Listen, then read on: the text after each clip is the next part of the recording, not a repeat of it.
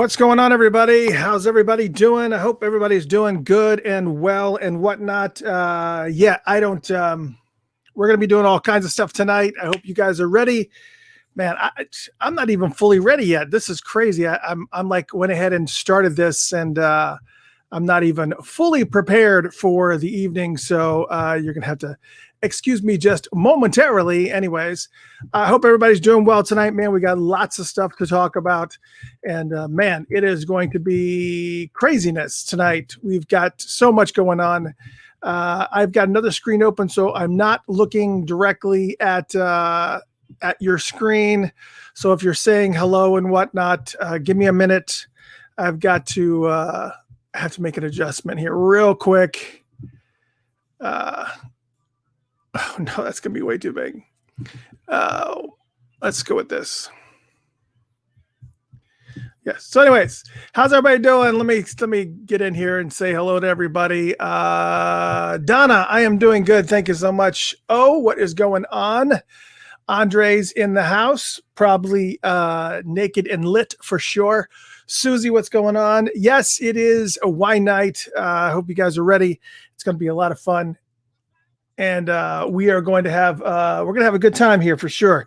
I'm going to make sure that I make the announcement here to these fine folks that we are going to be coming on. And give me just 1 minute here.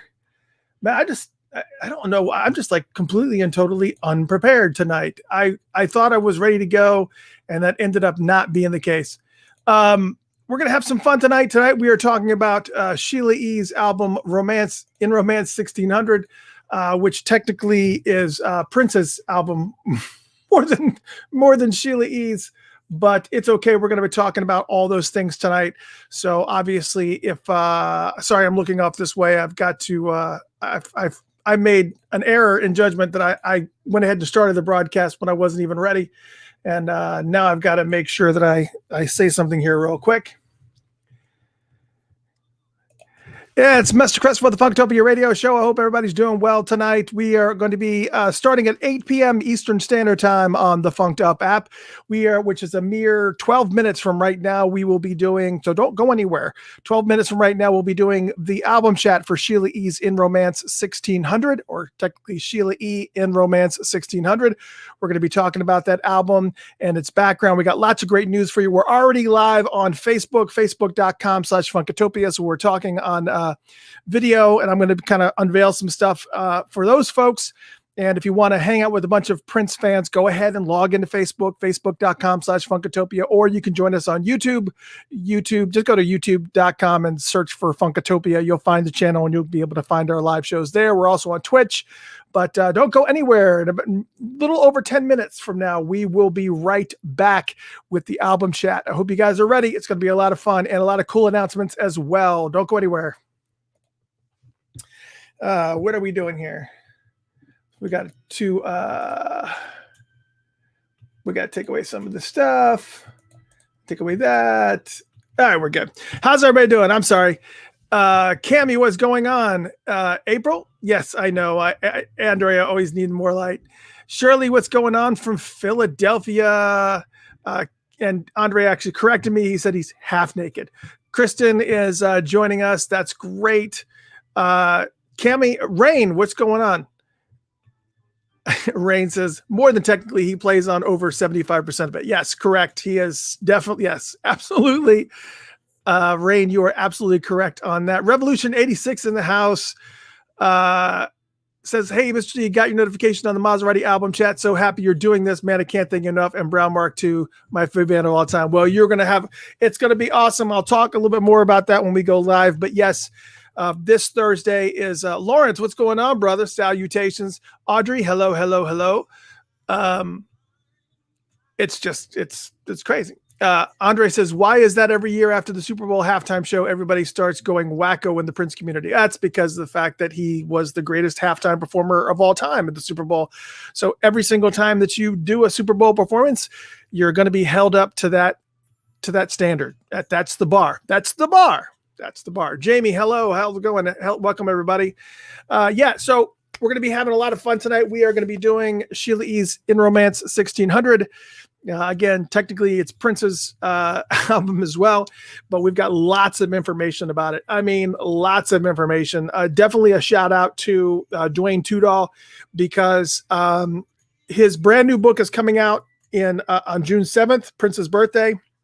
If you didn't pre-order, absolutely go and order it. Freaking go and order it. You absolutely must order it. But if you go, you don't even have to order it. You can go to the website right now at dwaynetudall.com, and you can actually get the first 40 pages. It's a little bit less than that. It's about 3 pages of the book. So it's actually like the first chapter or whatever. And it talks quite a bit about Sheila E's In Romance 1600, which we got a lot of information from in order to kind of finish off this album chat. We had this album chat ready to go. And then, of course, that just connected all the pieces, and then everything went pretty well. Anna, what's going on? Melbourne, Australia in the house. Perfect. Jeff, what's going on? Yeah, it is wine night tonight. I went with something a little bit different. We went with, I don't know if everybody's ever heard of this or not, but it is Lapis Luna Limited Reserve. And it is from Napa Valley. It's a Cabernet. And again, it's called Lapis Luna. And it's kind of got some little weird, I don't even know exactly what that is.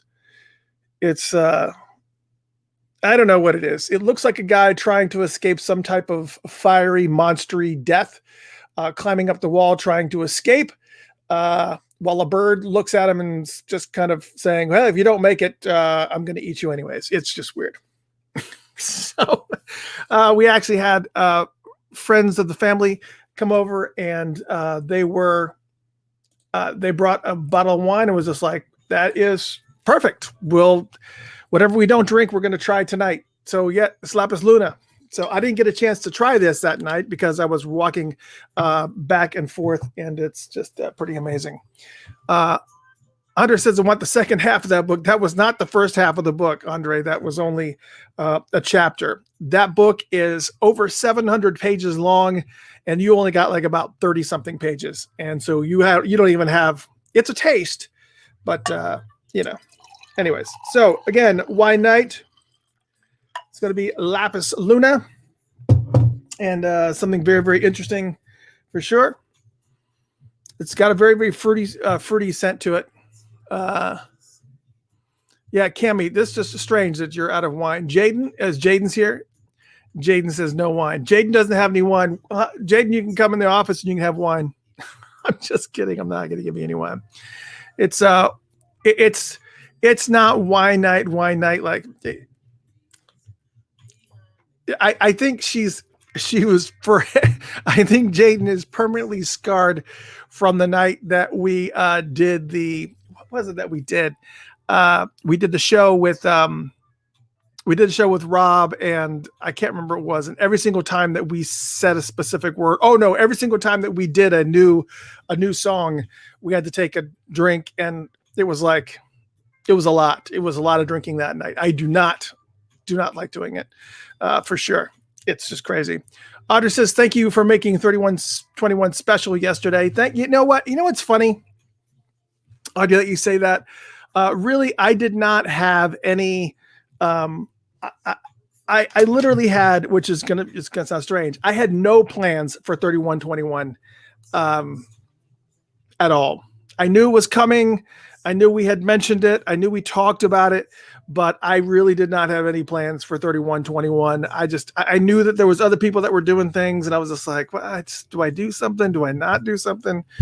So I decided, you know what? I've got enough Club 3121 stuff. Plus, on top of that, some 3121 outtakes, plus live concerts from that particular tour. So we just littered up the day with the album chat. We did the album chat twice. Threw in I think we did about 4 concerts yesterday. The last one of which was the one with Prince, Joshua Welton, and CeCe Dunham, the trio that happened. And we actually uploaded that for Patreon supporters. So Patreon supporters actually got that concert. So there's lots of cool stuff going on, but man, it was fun. There was a lot going on. And what started out as there's no plan. Ended up being a plan. Which didn't make any sense. We just didn't have anything going, and we just didn't. So there's that. Yeah. So again, why night? And where's my announcements that I had? Had announcements that we were going to be making, and oh, yeah. I had some weird things that were going on. Andre said that Funkenberry had a good interview with, and no, I think Tamar went on to. Tamar was on Funkenberry's show. He had a couple other people too. So he had a few people that was on. I did not watch any of that. I was just busy trying to get everything moving and kind of getting everything moving forward. And it was just I didn't want to take the chance. I didn't want to take the chance of screwing anything up. So I just made sure that everything that we did was it was in line. Everything was pow pow pow pow. And yes, I do have some special announcements for Thursday. And I actually got on the phone with Mark and chatted with him for a little bit.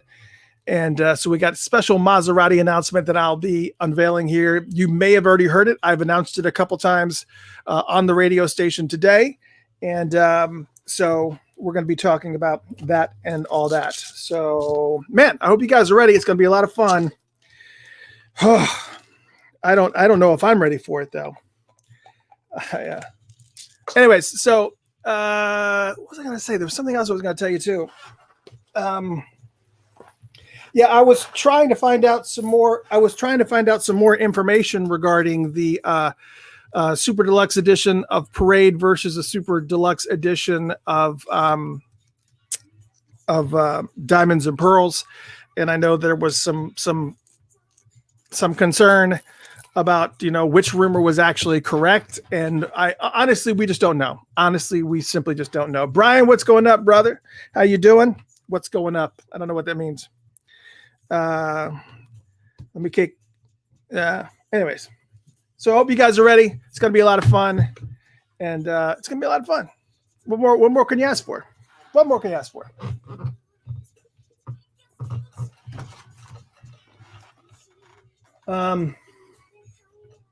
Figured it out. All right. Had to take a Tylenol.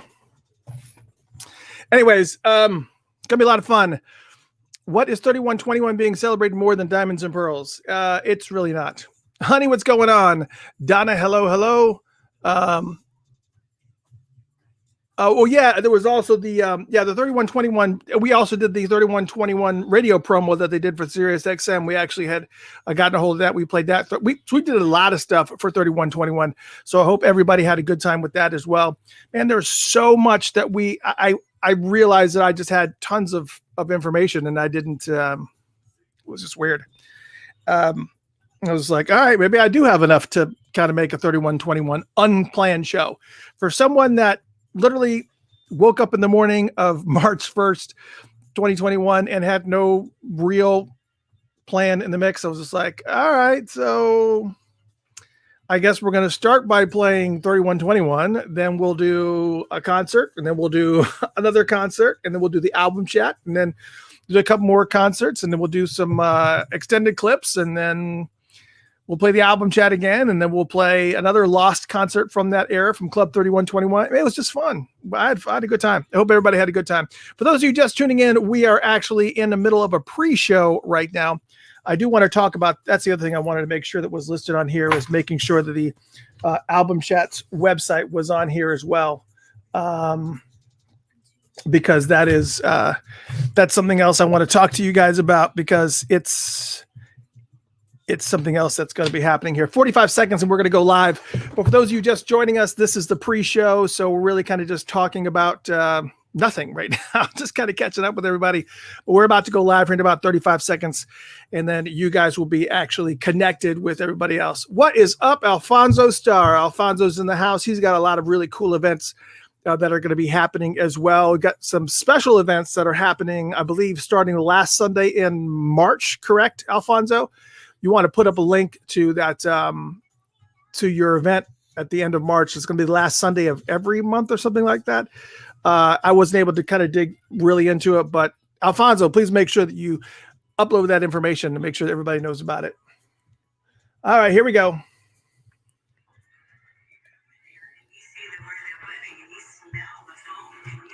Why not?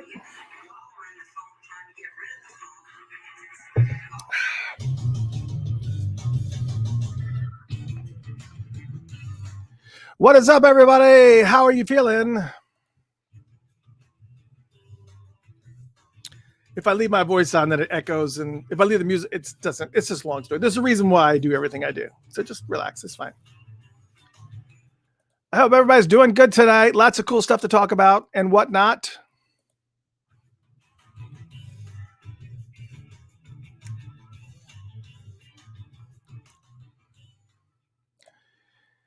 And so we're just going to go ahead and just kind of get right into it if we can. It's Mr. Christopher. Welcome to Funkatopia Live and the Funkatopia Radio Show.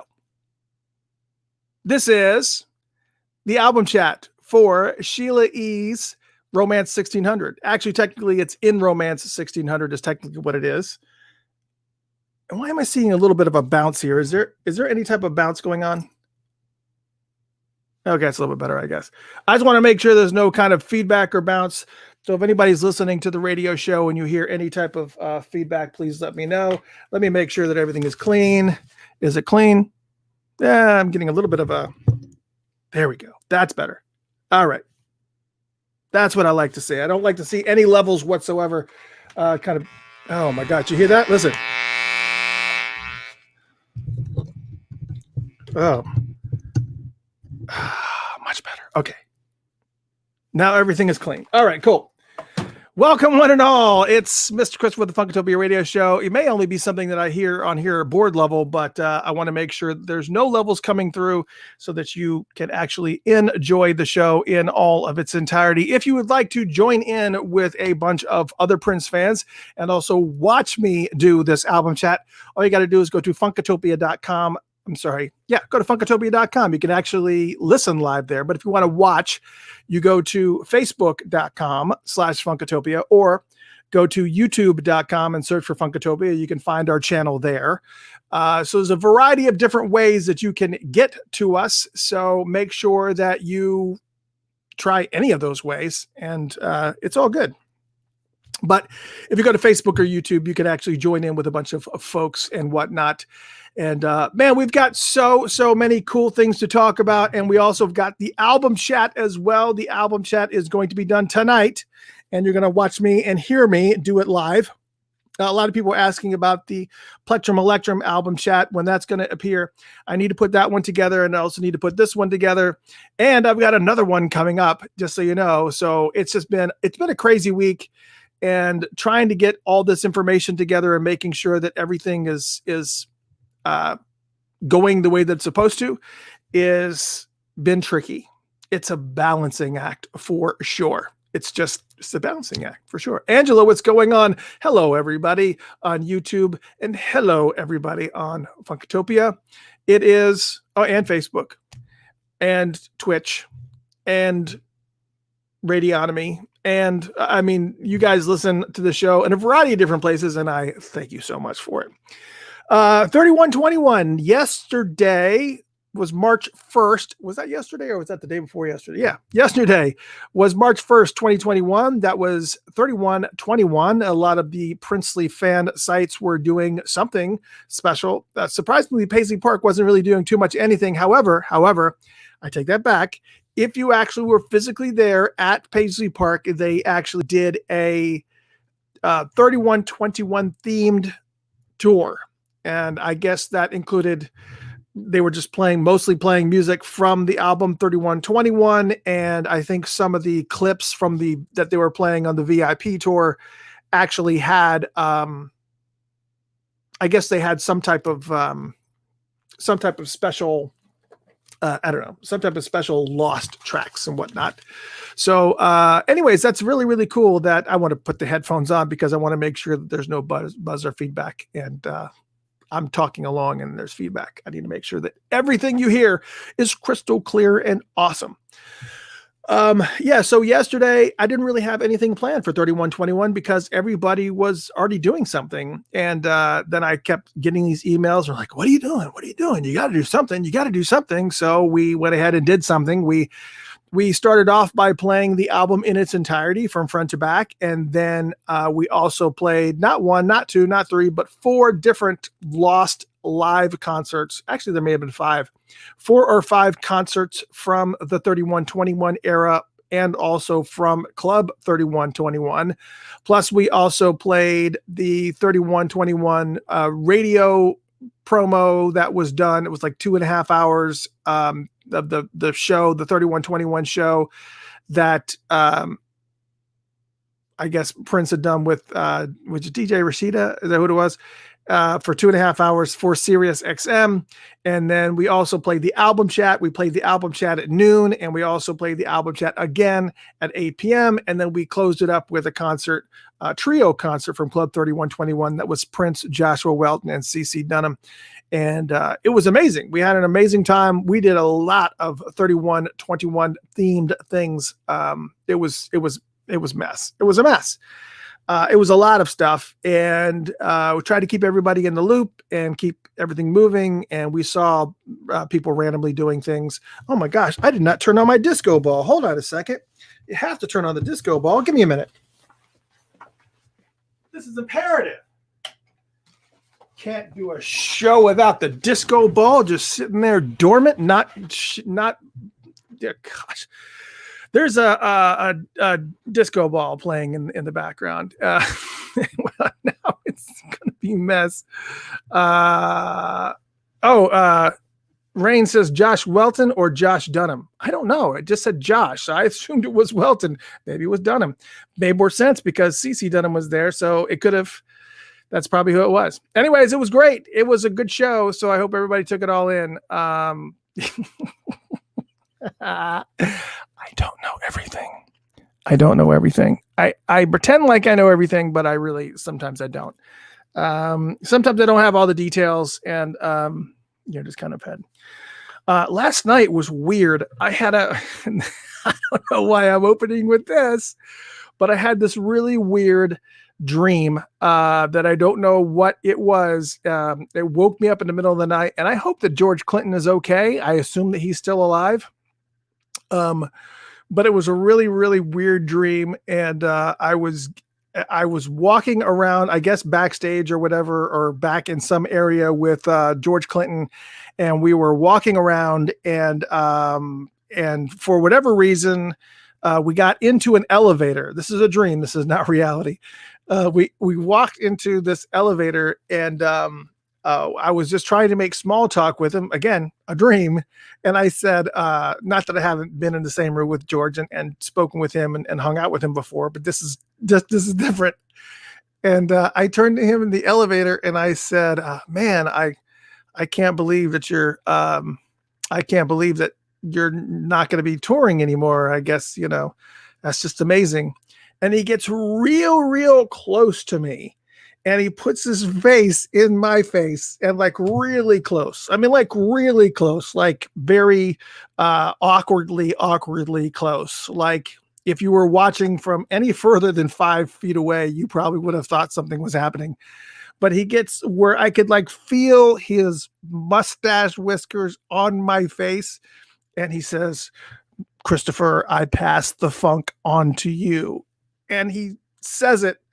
And his breath smells like cigarettes, and he gets closer, even closer than he already was. And he says it again, and then he gets closer again. And he says it 3 times. And the whole time that he's doing it, he's got one hand on the back of my neck, like grabbing my neck. And his other hand is never mind. It's not on a frontal part or anything. But it's just, it was just this weird dream. And I woke up and I was like, okay. Well, I don't know what that dream was, but it was so freaking weird. I mean, to smell cigarette breath and to hear his voice so distinctly and to feel like somebody's grabbing the back of your neck. And it was just, It was just a really, really weird dream. And of course, as soon as I got up this morning, I immediately got on the phone and went to Twitter and was just like, let me make sure that George is okay. Let me make sure that George is okay. I want to make sure that he's still with us, because that was really weird and really, really vivid. And I just, that was a weird dream. I don't even know why I even shared that. We're going down rabbit holes and we just started the show. And it doesn't mean anything. I mean, certainly if he was going to give the funk to anybody, it wouldn't be to me. He doesn't really know me personally. We don't hang out on a regular basis. If I stood in front of him, he would not know my name. I am not someone that he would pass the funk to, but it was just this dream, and it was just so weird. It was just weird. And anyways, very, very strange dream. Okay, so I don't know why I felt the need to share that. I just did. We have a special night tonight. We're doing the album chat for Sheila E's Romance 1600, technically Prince's Romance 1600, with a song of Sheila E's on it. But we also have, what's also very, very cool, we also have so not only did we play the 3121 album chat, we played it on the radio station, and we made it available for people to listen to whenever they wanted to. There was a little bit of problems in the beginning of the day where it wasn't appearing on the page. We fixed that. But anybody was able to listen to whenever they wanted to. So we played 3121. Tonight, you're going to get Sheila E's Romance 1600. We're doing that tonight. And then here is my special announcement. If you've been listening to the radio station, you already know the details. I already announced it twice on the radio station. So if you were listening, you've already been privy to it. So here is the announcement. I'm going to be making it officially once again here on the radio station, but also live here on the show, is that this Thursday, March 4th, marks the 35th anniversary of Maserati's album, Maserati, the debut album, Maserati, the one with 100 miles per hour on it, Strawberry Lover, all that stuff. It's the 35th anniversary of that album.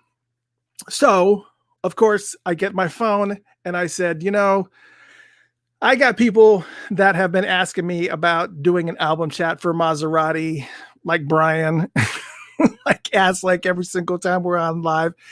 And I said, all right, look, let me reach out to Mark and let me just see if he's even aware that this is the 35th anniversary and whether he'd be interested in doing it.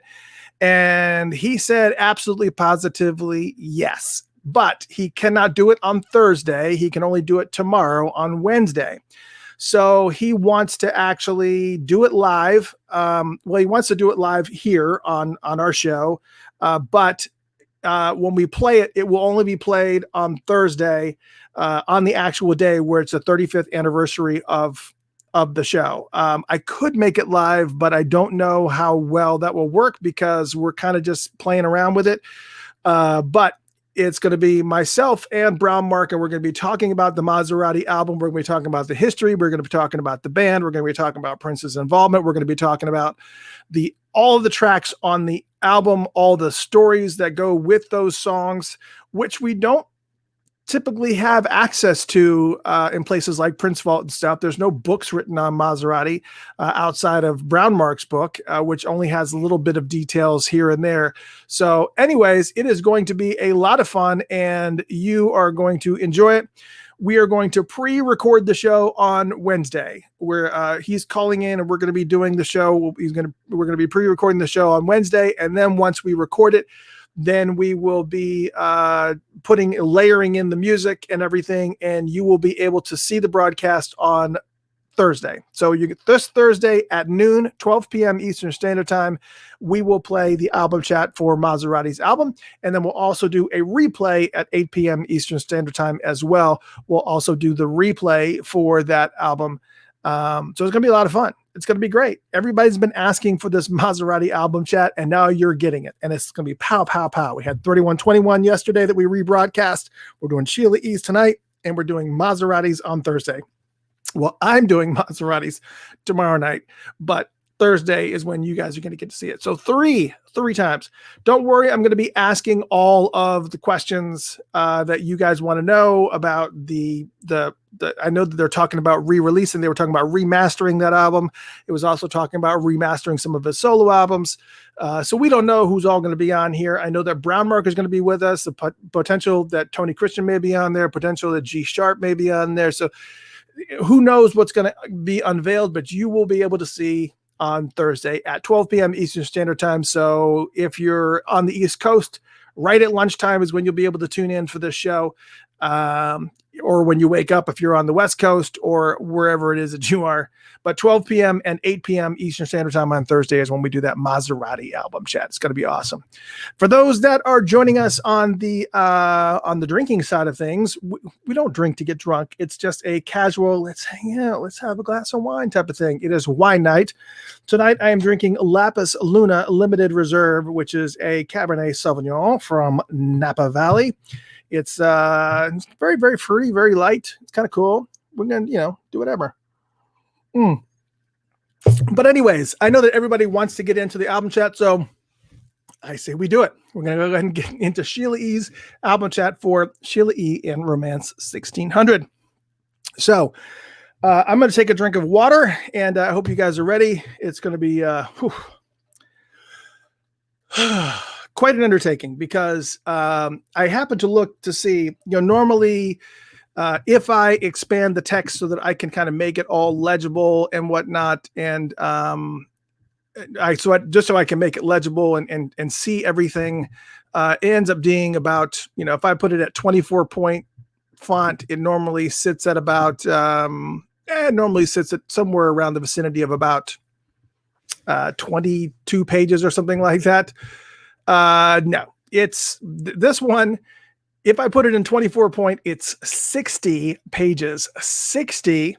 If I put it in 18 points fonts, it's 38 pages. So it's going to be quite a night of information. So I hope you guys are ready for a lot of information regarding this album, Sheila E's. It's, wow. It's just quite the thing. So anyways, let's go ahead and do it, shall we? Let's go ahead and do the album chat. You guys are ready? Everybody's ready?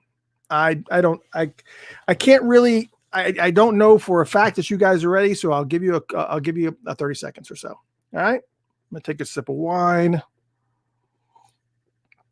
Just kind of sit back, get myself ready. Fix my chair. Because this is going to be very, very involved. And oh my gosh. Okay, I'm ready. I'm going to do it. For those who are watching the video, I actually have a Sheila E's book behind me, The Beat of My Own Drum. I kind of pulled some items from that as well, just some random things. As far as where I've got my information from, obviously, most of it all was online. I also got a nice big chunk of stuff from Dwayne Tudall's new book. No, I do not have Dwayne Tudall's new book. However, he did actually share the first, 36 pages or so of the first chapter, which actually covered quite a bit of the creation and recording of Sheila E's album. And so therefore we have all that going on. So it's going to be pretty awesome. Oh, you know what I meant to talk about? Dang it. I meant to talk about it and I've already started breaking into the album chat. Yeah, I'll do it. I'll just stop and do it. Whatever. We are doing these album chats tonight. For those of you who are wondering, I actually have, there is a website that I'm actually creating just for the album chats, not for Funkatopia stuff, but just for the album chats. That's all the Prince albums that we've done, Sheila E's albums, the Time albums that we've done, all those albums. All the album chats are going to have their own home and their own website. We're actually in the process of setting up all the links, setting up all the sound files. There's actually going to be players that are going to be actually on the site.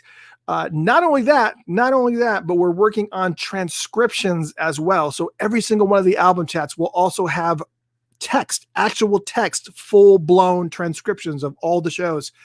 It's quite an undertaking. It's a lot that's involved, but I've got all the pieces kind of working together. And right now we're just kind of setting up the semblance of different pages and whatnot. So I want to have this done. before we get to November, December of this year. So I want to have it done before the end of the year, before we do Prince-giving and Princemas, so that you guys have lots of stuff to look over. And it's going to be a great, great undertaking. And it's already underway. We've already purchased the domain name. We're already going through the process of doing all the uploading of all the sound files and doing the transcriptions of the audio. It's amazing. It's quite an undertaking, and you guys are going to thoroughly, thoroughly enjoy it. So it's going to be amazing. Anyways. All right, here we go. Ladies and gentlemen. It is the album chat for Sheila E's album, Sheila E in Romance 1600. Let's do this album chat right now. I know that we leapfrogged over Sheila E's first album, The Glamorous Life, but the timing and the vast amount of new information that I was actually able to get hold of to kind of fill in some of these pieces that we received, that we kind of, pulled from the book, but also from the new excerpts that we had from Dwayne Tudall's new book, actually kind of gave us the rest of the information that we needed to kind of move forward with this album chat. I did ask Dwayne if he would like to be involved in doing some of the album chats, but he's just been very, very, busy with just doing interviews and all this other stuff. Everybody knows Dwayne Tudall has been on this show many times, and it's always fun to have him in on these album chats, especially when he's very, very aware and fully vested in a lot of these songs and a lot of this music that we hear, because he's just a walking encyclopedia. I mean, he's the go-to guy right now. So anyways, we just had so much information that we just had to make sure that we went ahead and just did this album chat. And I'm sure that you will enjoy everything that we have to offer here. On the Prince side of things, it was just out of control on the charts, because when you think about this album, everything that was going on at the time, Purple Rain was still ruling the charts. I mean, absolutely. It actually would stay at number 1 on the charts for 26 weeks. And I don't know if you can wrap your head around that, but Purple Rain being at the top of the charts for 6 months, that's what 26 weeks essentially equates to for you math junkies out there. It's a lot. That's a lot. That's just an amazing amount of time. But that wasn't all. I mean, you also think he had a movie that was still killing it, and I think at this point it was actually starting to come out on VHS, and it was like ruling the charts as far as rentals and whoever was doing rentals at the time. I guess it would have been Blockbuster or whatever. But not only that, but he was already at this point in the whole scheme of things, which was in 1985. He had already finished Around the World in a Day. He was still on the Purple Rain tour. They were doing the Purple Rain tour, and he was still in this mode. He was still recording like crazy, because not only did Purple Rain rule the charts, but he also had the Times Ice Cream Castle on the chart. He also had Sheila E's first album, The Glamorous Life, that was charting. And he also had Apollonia 6's album that was charting. All of those albums were charting at the same friggin' time. Plus, he had also written an album for the family. He had done some work on Maserati's album, which we'll talk on Thursday. I was primarily a Brown Mark project, but it wasn't like that Prince didn't touch it, because he did. So they're just touring to continue supporting the Purple Rain album, and he was just friggin' nonstop. Prince didn't just like to focus on touring, though. I mean, he wanted to bottle up the energy that he was getting from those live shows and just kind of reinvesting it back into the music. So he just didn't stop. He would go do a show, and he would, after the show, he would go and he'd get ready. He might do an after party. Maybe he might go back to the hotel and maybe freshen up, and then he'll come back up, and then he'll do a studio. He'll go to some random studio, and he would just record more music, or he'd go back to the arena that they were at and he would record more music. It was just ridiculous. It was literally non-stop. And Prince said, if you tour too much as an artist, you will burn up all your energy. So he didn't want to just focus on touring. He wanted to kind of do everything. And even though he was touring for Purple Rain, as I mentioned, he had pretty much already wrapped up all of the music for Around the World in a Day. And he was ready to push that out in the spring of 1985. So, right there, you already had people that had all these super, super high expectations about what's going to be happening after what's going to be your follow-up for Purple Rain. Well, it was done in the form of Around the World in a Day. It was already there. And I still remember in high school, I was in high school when Around the World in a Day came out. And I still remember, being involved in the whole Purple Rain fiasco. I mean, not fiasco, the frenzy that was there, and the expectations that I personally had for the album. And when Around the World in a Day came out, I remember holding it in my hands and flipping it over and looking at the cover. And, because I couldn't, for whatever reason, I think I had the CD, but the person that who was a guy named Mark, he had a car. It was a Laser. He loves telling everybody that, hey, baby, you like my Laser? But his Laser didn't have a CD player in it. So we had to wait for, it wasn't even a CD player. It was like, I don't remember what it was. It may have been a cassette. Whatever it was, he didn't have the capability to play it. So we had to just look at the cover and imagine what the music sounded like. I don't think it was even on CD. I think it must have been cassette tape at that point in 1985. Absolutely, probably was. So anyways, while the band was not performing, most of this recording for this particular album was done right here in Atlanta for this album, Romance 1600. They were bouncing out in and out of recording studios and recording Sheila E's second album, the one that we're about to talk about, Romance 1600. And it was just madness. I mean, they were touring and playing. And then at that point, as I said, they just went into the studio and said, this is what's going to happen. Sheila E said that second record was done during the tour. So wherever we'd stop, if we had 4 hours, we'd just go into the studio. It was just a matter of, let's call ahead of time. We're going to this city. Let's see if we can get a studio. And so that was a blur again. And Prince just kept at it nonstop and continually working on music, writing for himself, writing for others. And it didn't matter if he had just done a 4-hour sound check, a 3-hour show, and sometimes even an after party. He just couldn't stop. He was just back in the studio doing his own thing. Prince's tour manager at the time, Alan Leeds, said he was like a funnel. It was as if somebody was pouring these songs into him and they would just continue to come out the other end like a water spigot that wouldn't turn off. But instead of water, it was songs. The machinery of a record company couldn't digest and properly market music as quickly as he wanted. Fundamentally, his problem was simply he was more prolific than the market could bear. And we've talked about this before, that this was a big problem for Warner Brothers, even back then in 1985, because Warner Brothers, it would just become an issue for them because they couldn't release things as fast as he was creating it. They had other artists on the label. They couldn't just, I don't remember who all was on the label at the time. I want to say it was Lionel Richie, and I think Madonna was on there too, but they had other artists that they had to promote. So when Prince came out with an album, they put all the marketing dollars that they had allotted for his album, and they did that marketing promotion for it. And then while that was going on, they moved on to the next artist. But meanwhile, while they had moved on to the next artist, Prince had already written 2 other albums and wanted Warner Brothers to push it out as fast as he was creating it. And Warner Brothers was like, time out. We've got other people on the label here. And this ended up being a problem until, going all the way into the 90s when he just started writing Slave on his face because he just felt like, look, and it got to the point where he was just writing so much music that he just started hiding it and started having to just store it away in the fabled vault that we have. But that's also why while this was going on, this is also why he kind of had written an addendum to his contract, allowing him to release music via other artists like The Time and Sheila and Apollonia and Vanity and on. And because he just couldn't friggin' stop writing. And this album was, again, mostly written by Prince, just like Sheila E's first album.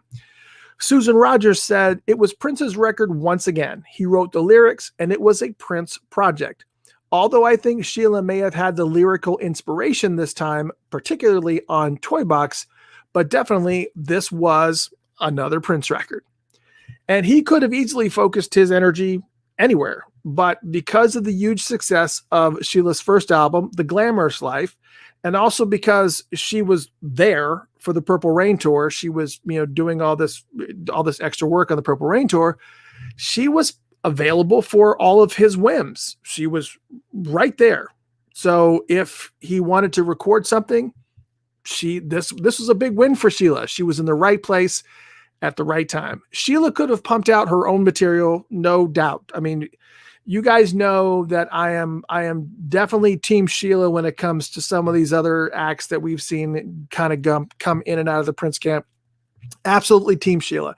Sheila E was doing this long before any of those other artists even came onto the scene. I mean, you could actually go to setlist.com or setlist.fm, and you could go to Sheila E, and you could go all the way back to her earliest shows. She was performing in 76 and 77 with major acts. I mean, we're talking about Marvin Gaye, and I mean, it was just, Sheila E was a monster in her own right without Prince. And she probably would have done fine. She would have had a comfortable life without Prince being involved. But the fact of the matter is, while she could have pumped out her own material, you have a person like Prince who is on fire at the moment and who is just passionate about you, is passionate about your abilities, appreciates you as a musician. And he is, for lack of a better term, a hit-making machine. So why in the world would you test the waters now? Why, you just say, okay, you want to write my album and you are creating amazing music that is just blowing up on the radio. Everything you touch turns to platinum. So let's go. Let's do it. Susan Rogers says, of course, Prince did play the instruments on her record, but that had a lot more to do with Prince's personality than it had to do with Sheila's abilities. It was faster for him to play the bass, the guitar, or the keyboard, and he wrote the songs. But when she did record on her own, she's incredibly talented. She doesn't have the talent that he does, but then who does? So just because he played on things, he didn't mean to undercut her talent. Again, this album, this one that we're talking about tonight, is entitled Sheila E. in Romance 1600. The album is not called Romance 1600. The album is called Sheila E. in Romance 1600, titled kind of that way. So it's like a play or a performance, like she's the lead star in some type of play or something, but that's the way it was titled. And it was released August 26th, 1985. Now, right out of the gate, Sheila is not she was not comfortable really singing. She just didn't really think of herself as a singer. In 1987, Sheila said publicly, I must say I'm not a singer. I'm vastly improved over what I was when I started, but you can't compare me to the great singers. To me, somebody like Patti LaBelle is a singer. And Susan Rogers said, Sheila never did get comfortable with the singing. She reached a point where she was able to just go in and do it. She wasn't entirely comfortable, but she hit it well. She never protested. She never dragged her feet when it was time to go up and do vocals. And by the time that her second album, Romance 1600, came along, she did it pretty quickly. It took a while on the glamorous life, but a tour will do for your voice what no studio time or rehearsal time can do. By the time she came off of the road singing every night, she was warmed up. Her voice was in shape. She was able to go in and do the vocal pretty quickly. Now, the album credits state that the album was written, produced, and arranged by Sheila. But in actuality, 7 of the 8 songs on this album were written, produced, and arranged by Prince. It's the first album of Sheila E's to be released on Paisley Park Records, though. So this is kind of have a little bit of significance. Not the first ever to be on Paisley Park Records. That's actually, technically, this album was the 3rd album to ever be on Paisley Park Records. It was actually followed Around the World in a Day, which I told you came out in the spring of 1985, and also the Family album. And those would be the other ones that were on the label at that point. And Sheila E.'s Romance 1600 was the 3rd one in that line. And the album was literally written in 2 months, with most of the songs being written in January of 1985. And the Romance 1600 song and Yellow were essentially recorded in February of 1985. They were the only 2 rogue songs of this session. I'm sorry, let me take this back. There were 2 rogue songs that kind of came out of those sessions that didn't really end up anywhere. Most of the time when Prince would be in these recording sessions, there would be so much music that would just kind of get tossed into the vault. In these particular sessions that were happening, they kind of had their eye on the prize. They knew exactly what they wanted to do. They had the song structure. They had everything the way that they wanted it. And there was only a couple songs that ended up kind of not really on the cutting room floor, one of which actually was repurposed. The first one was actually a song called Fish Fries. And Fish Fries was just kind of like a little bit of a redundant song. It was just, it was keyboard, bass, and drum. Just kind of, it was just a groove, and it just kind of, it was repetitive. It just kind of did the same thing over and over and over again. I've never heard the song. That's what it's documented. It is what it is. It's one of these jam sessions that's very, very repetitive. Kind of similar to Soul Psychedelicide a little bit. Soul Psychedelicide is great jam, but it's pretty much the same song for 15, 20 minutes. Or Junk Music. Junk Music is another one that's like that, where it's a great tune, but it's a really, really long song that's the same jam. And Fish Fries was kind of fallen into that realm. The other song was a song called Small Gray Monkey, which we'll talk about because it did actually get repurposed and ended up on this album. Sheila E said, now not during these particular recording sessions, but this is not the first time she's ever said this. She also said it at the celebration, and she said it multiple times, but she is quoted as saying, "I know that I recorded over 100 to 200 songs, him and I, just by ourselves, no one else. That's a lot of good music." So she's already aware that they've already done well over 100 songs, just her and Prince, just doing these jam sessions. And, you know, when she was at the celebration, she was talking about the fact that her and Prince had boxes of cassette tapes. And she still has tons of these cassette tapes that are just sitting in her house that were just jam sessions that they did. They're not songs that are in the vault. They are songs that they just kind of did, maybe recorded, just threw it on the tape or whatever. I'm sure a good bit of them are in the vault, but there's a bunch of them that are like this. And she's not the only one that has said this. When we interviewed Ida Nielsen, she said the same thing. When we interviewed Donna Grantis, she said the same thing. She said there was so much material that they just recorded that it's gone. It's just, I mean, it's not necessarily gone. Maybe they may have it on tape, but they may have it on CD, or it's just sitting somewhere. So you're going to have to be okay with the fact, this is me also, that you are going to die without ever hearing all of the material that Prince has ever recorded. It's just not going to happen. You are never going to have the capability to, not for lack of trying. I would probably venture to say that even if, and this is just a guesstimation, but even if you had the capability and the wherewithal to sit in the middle of the vault and be able to just listen to every single thing that is there, you probably wouldn't be able to do it. You wouldn't make it. You might make it through, and then, as I've said before, you might make it through and you're like, yes, I made it. And then while you're taking your last dying breath, somebody will come over in your ear and go, you missed a whole stack. It's just not possible. It's just not possible. He created so much stuff.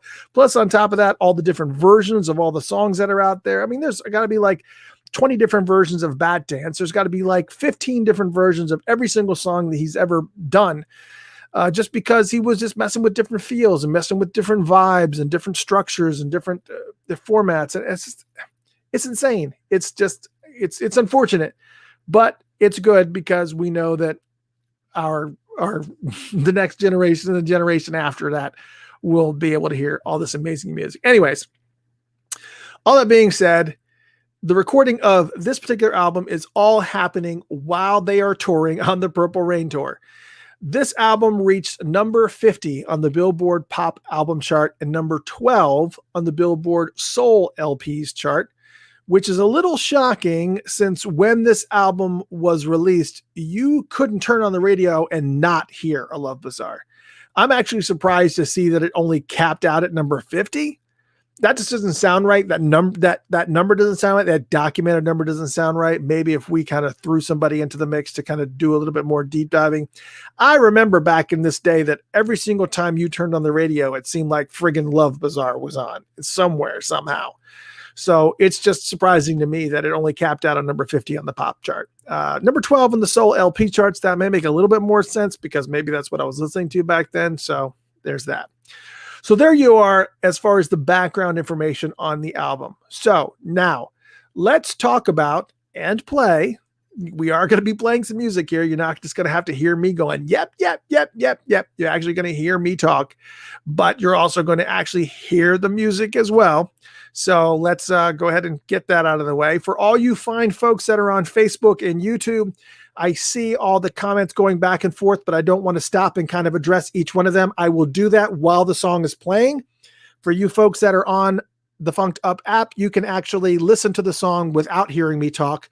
But for those of you on Facebook and YouTube, I have to talk over the music or else it will cut off the broadcast. So I use that opportunity to kind of scroll back up and see what I missed and kind of catch up with everybody.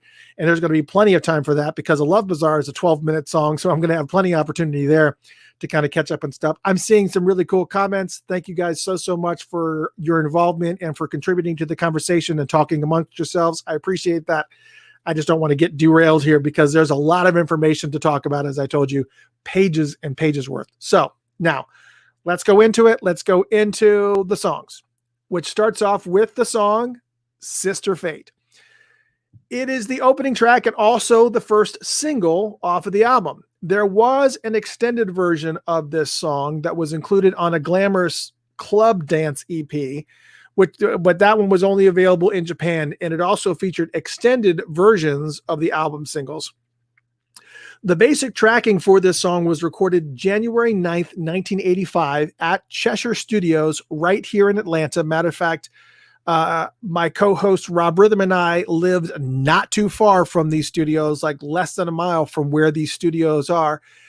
We didn't live there at that time, but it was at Cheshire Studios. It was in Atlanta. And while they were not actually performing at the Omni in downtown Atlanta for the Purple Rain tour. For the Purple Rain tour, they did 5 shows in Atlanta for Purple Rain. I was at 3 of them. I camped out for tickets, and I've told this story many times. I camped out for tickets out in front of Turtles record stores, and the first show sold out. That was the only show they had announced. The first show sold out before I even got up there. The second show sold out before I got up there. And then when I got up there, he said, we have tickets available for the 3rd, 4th, and 5th show. Which one do you want? And I said, 1 to each. So I was at 3 of those 5 shows. Probably the only concerts that I ever saw of Prince that were very similar in the night to night. It was just, pretty much almost the same show. Little small differences, some nuances, but for the most part, it was the same. But that would be the last tour that I would ever see where that ever happened again. I know the scripted layout of that tour made Prince crazy because he was already, many of his band members were kind of talking regularly about the fact that he got bored quickly on the road just because he just didn't like doing the same thing over and over and over again. And he kind of felt like it was draining his energy. I mean, he came to life when he was on stage. Anybody who's ever seen Prince in concert, that when he was on stage, he came alive. It was just like, plow. It was like an explosion of personality and charisma and talent. And it was just everything. But it was also very, very draining for him. So it started to take his toll as the tour continued on and kept going. But anyways, this opening track, Sister Fate, was, as far as we're getting back to actually talking about the songs here, this opening track, Sister Fate, was inspired by the rumors going around about Prince and Sheila and the extensive amount of time that they were spending together. Now, remember that I explained before that Sheila just happened to be at the right place at the right time due to being on tour with him on Purple Rain. And that's why she got so much attention and quality time with him. Most of it was recording, but when you're on the outside, when you're not Sheila and Prince, when you're on the outside And after every show, you see Prince and Sheila E walking out together and disappearing for hours. The tongues just start wagging. But Prince and Sheila were not exclusive, and he was very much a playboy, and he had very much playboy type activities, and they were in full swing, and Sheila completely understood that. In her autobiography, Beat of My Own Drum, that I have sitting here behind me, Sheila said, while Prince and I were crazy for each other back in the day and worked together constantly, we were not a constant couple. I tried to ignore the sadness that I felt about not being the only woman in his life, but I learned to deal with it very early on. And even in his on and off type of way, his lovers knew that he was not a monogamous person. They just knew that about him. Jill Jones said he was dating all of us at one point. Everybody was really screwed up and twisted. There wasn't much solidarity among us as women because we were girls. I really wish we'd all united at some point. And, well, he wouldn't have been the player that he was. And Sheila kind of spoke to that a little bit more. She said, the Purple Rain tour began, and so did our romantic relationship. It was as simple and as sudden as that. Thrown into close proximity with the man who'd been wooing me romantically for years, and in the high-octane environment of a world tour with all its attendant madness, my defenses were finally broken. We were working hard and playing hard, throwing ourselves into a nonstop, exhausting, and creative explosion of living, loving, performing, and recording. Plus, we were doing our best to keep our fledgling relationship a secret. There were many levels of secrecy here. We couldn't hide it from those in our inner circle, but like any relationship that begins in the workplace, we knew it was best to keep things private for professional reasons. So, with that quote, I think that she knew that that relationship was not going to stand the test of time, but she was obviously very, very hopeful. Even lyrically here in this song, Sister Fate, she's pretty direct. The lyrics go, there's a nasty rumor that's going around. People think that you and I are going down. They insist that we're more than just friends. So I'm going to stick around until this movie ends. I'm going to leave it up to Sister Fate, Destiny. She's the only thing that's standing in the way of you and me. Sister Fate, Destiny. One day we're going to be together. Wait and see. Wait and see. Now, you guys have kind of seen all the madness online, even to this day. The story of Prince actually proposing to her during the Love Sexy tour while she was playing drums. He turned around and supposedly proposed to her on tour. And so at one point in time, they were technically engaged, or so the story goes. And there's plenty of people who were opponents to that saying, no, that didn't happen. No, that didn't happen. It never happened, blah, blah, blah, blah. We just don't know the reality of anything that was going on. We do know, and we are well aware that there was a relationship, a romantic relationship, a serious romantic relationship between Sheila E. and Prince. That is not contestable. Everybody knew it. It was very, very obvious. He stated it in a lot of different ways, but it's the truth of it. No matter how you feel, that's just it is. But, regarding the lyrics that I just read, especially like the last couple of lines, one day we're going to be together, wait and see, wait and see. I always wondered how Prince actually felt about those lyrics. I mean, was he flattered? Did he not take it personally? Just only viewed it through an artist's lens? Because I'm going to be talking a little bit more later on about some of the obsessiveness that he would write into lyrics, because we don't really know how much of these lyrics that he wrote and how much of these lyrics that she wrote, because she did actually have involvement in some of the writing process, even though these are Prince's songs. But Prince liked to write about obsessive women and women that are really super focused on relationships. So I'm going to talk about that a little bit later. I don't want to go down that rabbit hole just yet, but I'm going to give you some really prime examples, obvious ones. And just if you want to go there in your head, you absolutely can think about any song that he's written for a woman, and you can listen to the lyrics or read the lyrics, and you can pretty much see that there's a theme there that's happening. And it's pretty consistent in a lot of the music that he wrote for women musicians, but we'll talk about that in a second. As for the song musically, Sheila was actively involved with this track, adding conga, timbales, cymbals, shakers. Prince had a Yamaha DX7 riff that he was playing. He added the other instrumentation on that track as well. And obviously you're going to hear Eddie M's sax on there. And Sheila E's keyboardists Ken Gray and Susie Davis are credited.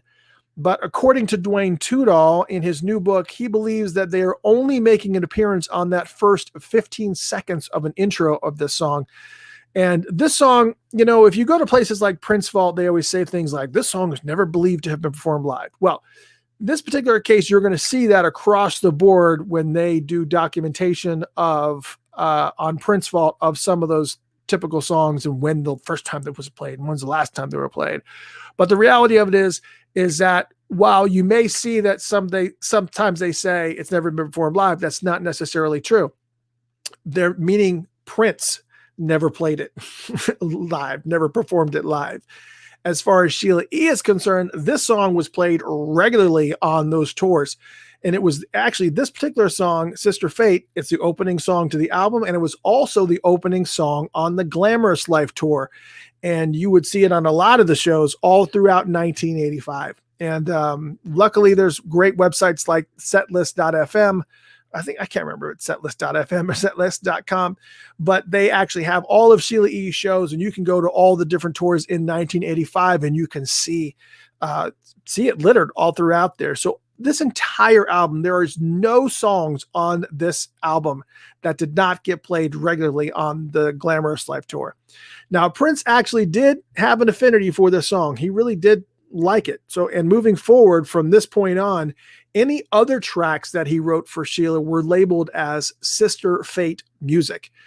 As far as who is playing on this song, we have Sheila E on vocal, bass, bongos, congas, drums, guitar, keyboards, percussion, and some of the instrumentation credits may or may not be completely accurate because there was so much going on, but we do know that she was pretty much the main person on drums and percussion. Prince is also on vocals and some other instruments. No real specifics on that. Eddie M on saxophone and Ken Gray on organ, credited. And they believe, Dwayne Tudall believes that essentially the only part that you're hearing with Ken Gray on organ is that first 15 second or about 15 second worth of intro. And we're going to listen to it right now. Yes, we're finally going to play the first song on the album, Sister Fate. For those of you just joining us, we've been kind of rambling along, and I hope you have enjoyed the chatter for this much. This is the album chat for Sheila E in Romance 1600. We're talking about the history of the album. Plus, we're also talking about each one of the individual songs on the album. And we just got done talking about the history and the first song, Sister Fate. And now we're going to play that song, Sister Fate, right here on the Funkatopia radio show and Funked Up. Enjoy. All right, everybody. Whoa. See what I'm talking about? It's a lot of chatter. All right. Let's see what I missed here. Thank you guys so much for all the... we're going to be talking about a lot of different things here. I see everybody is talking about the...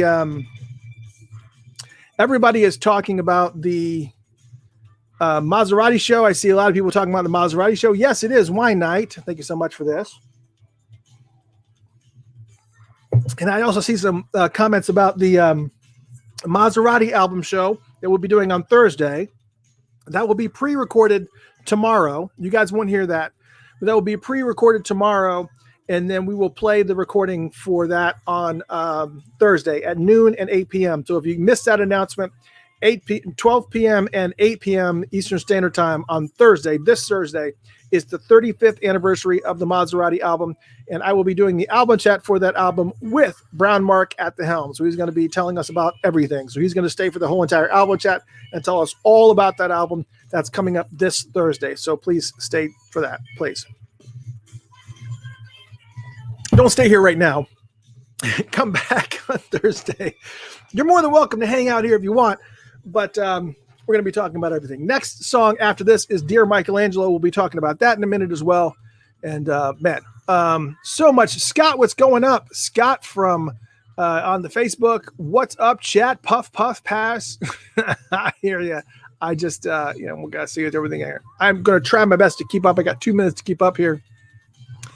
Eddie Adame says, Brian, he's good. His wife Sally is the main moderator of the Maserati page. The original is Maserati. Head over and send me a request. I'm also moderating. Eddie, yes, Eddie.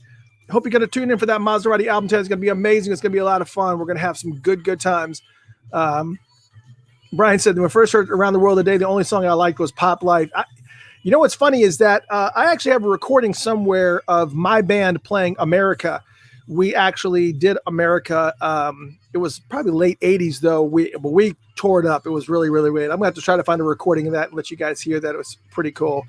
Yeah, Lenny, there's so much stuff we're going to not hear. It's going to be amazing. Everybody thinks that Andre Simone is not. Yeah, I think that's one of the reasons why he doesn't change his name. Andre says it was fixed. Yeah, it was fixed. Brian says, you're not Andre Simone? No.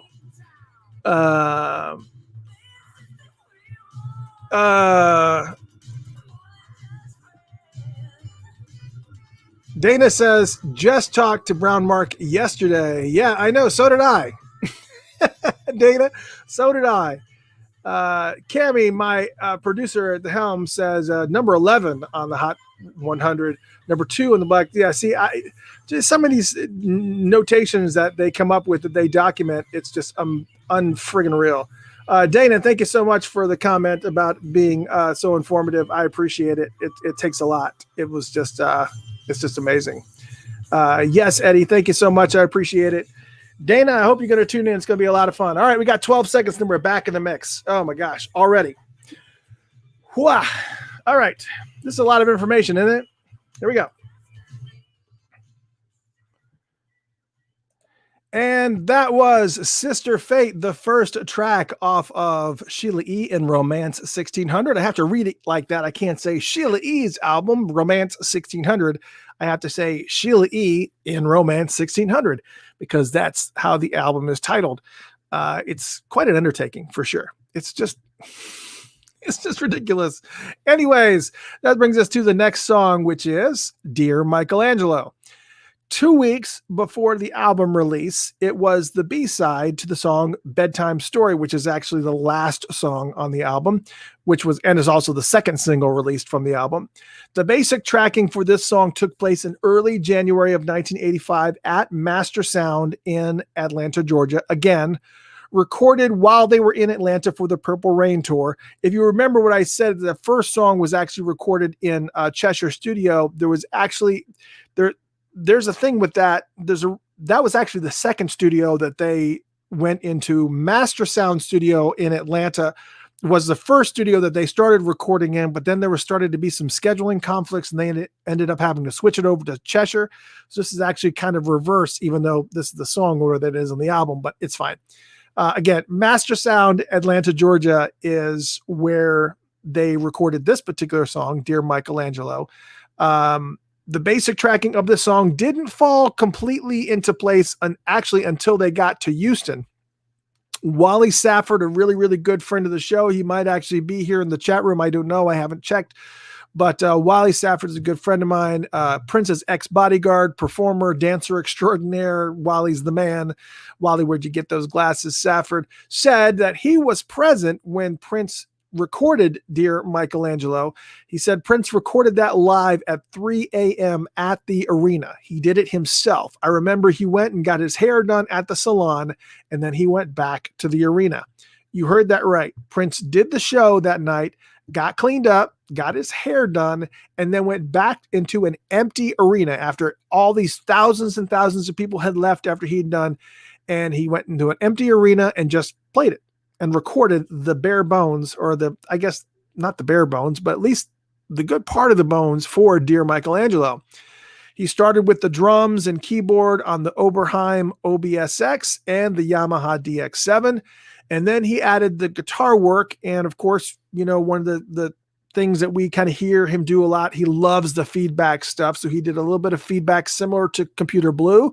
And also, like we just heard recently on the newly released From the Vault song Rearrange, which was recorded back in December of 1981.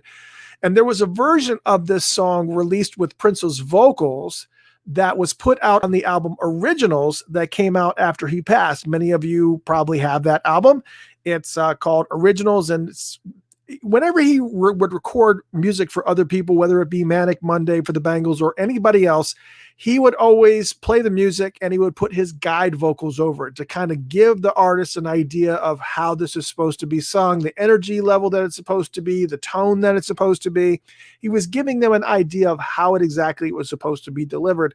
And those were actually put into a collection called Originals, and that actually came out, was it last year, I want to say?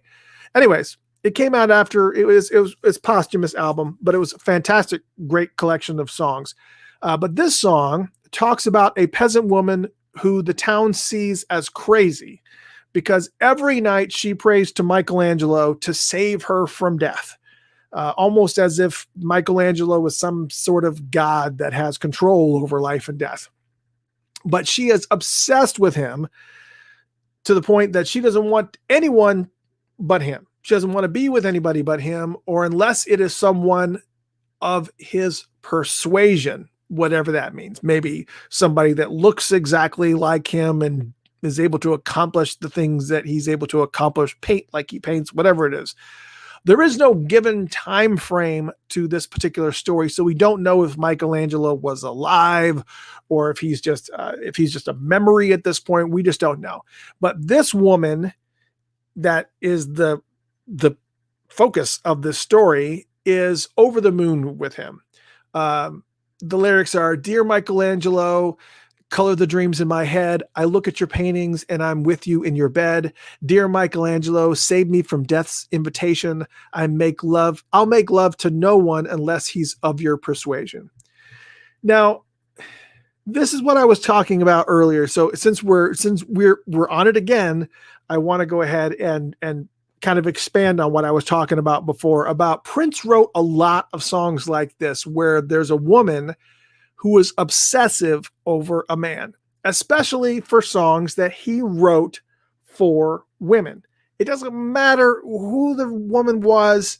Anytime that he wrote a song for a woman, it wouldn't be every single song, but it seemed to be a very, very heavy overtone with the songs that he wrote for those women. This song, Dear Michelangelo, where this woman is obsessed with Michelangelo, doesn't want anything to do with anybody but Michelangelo.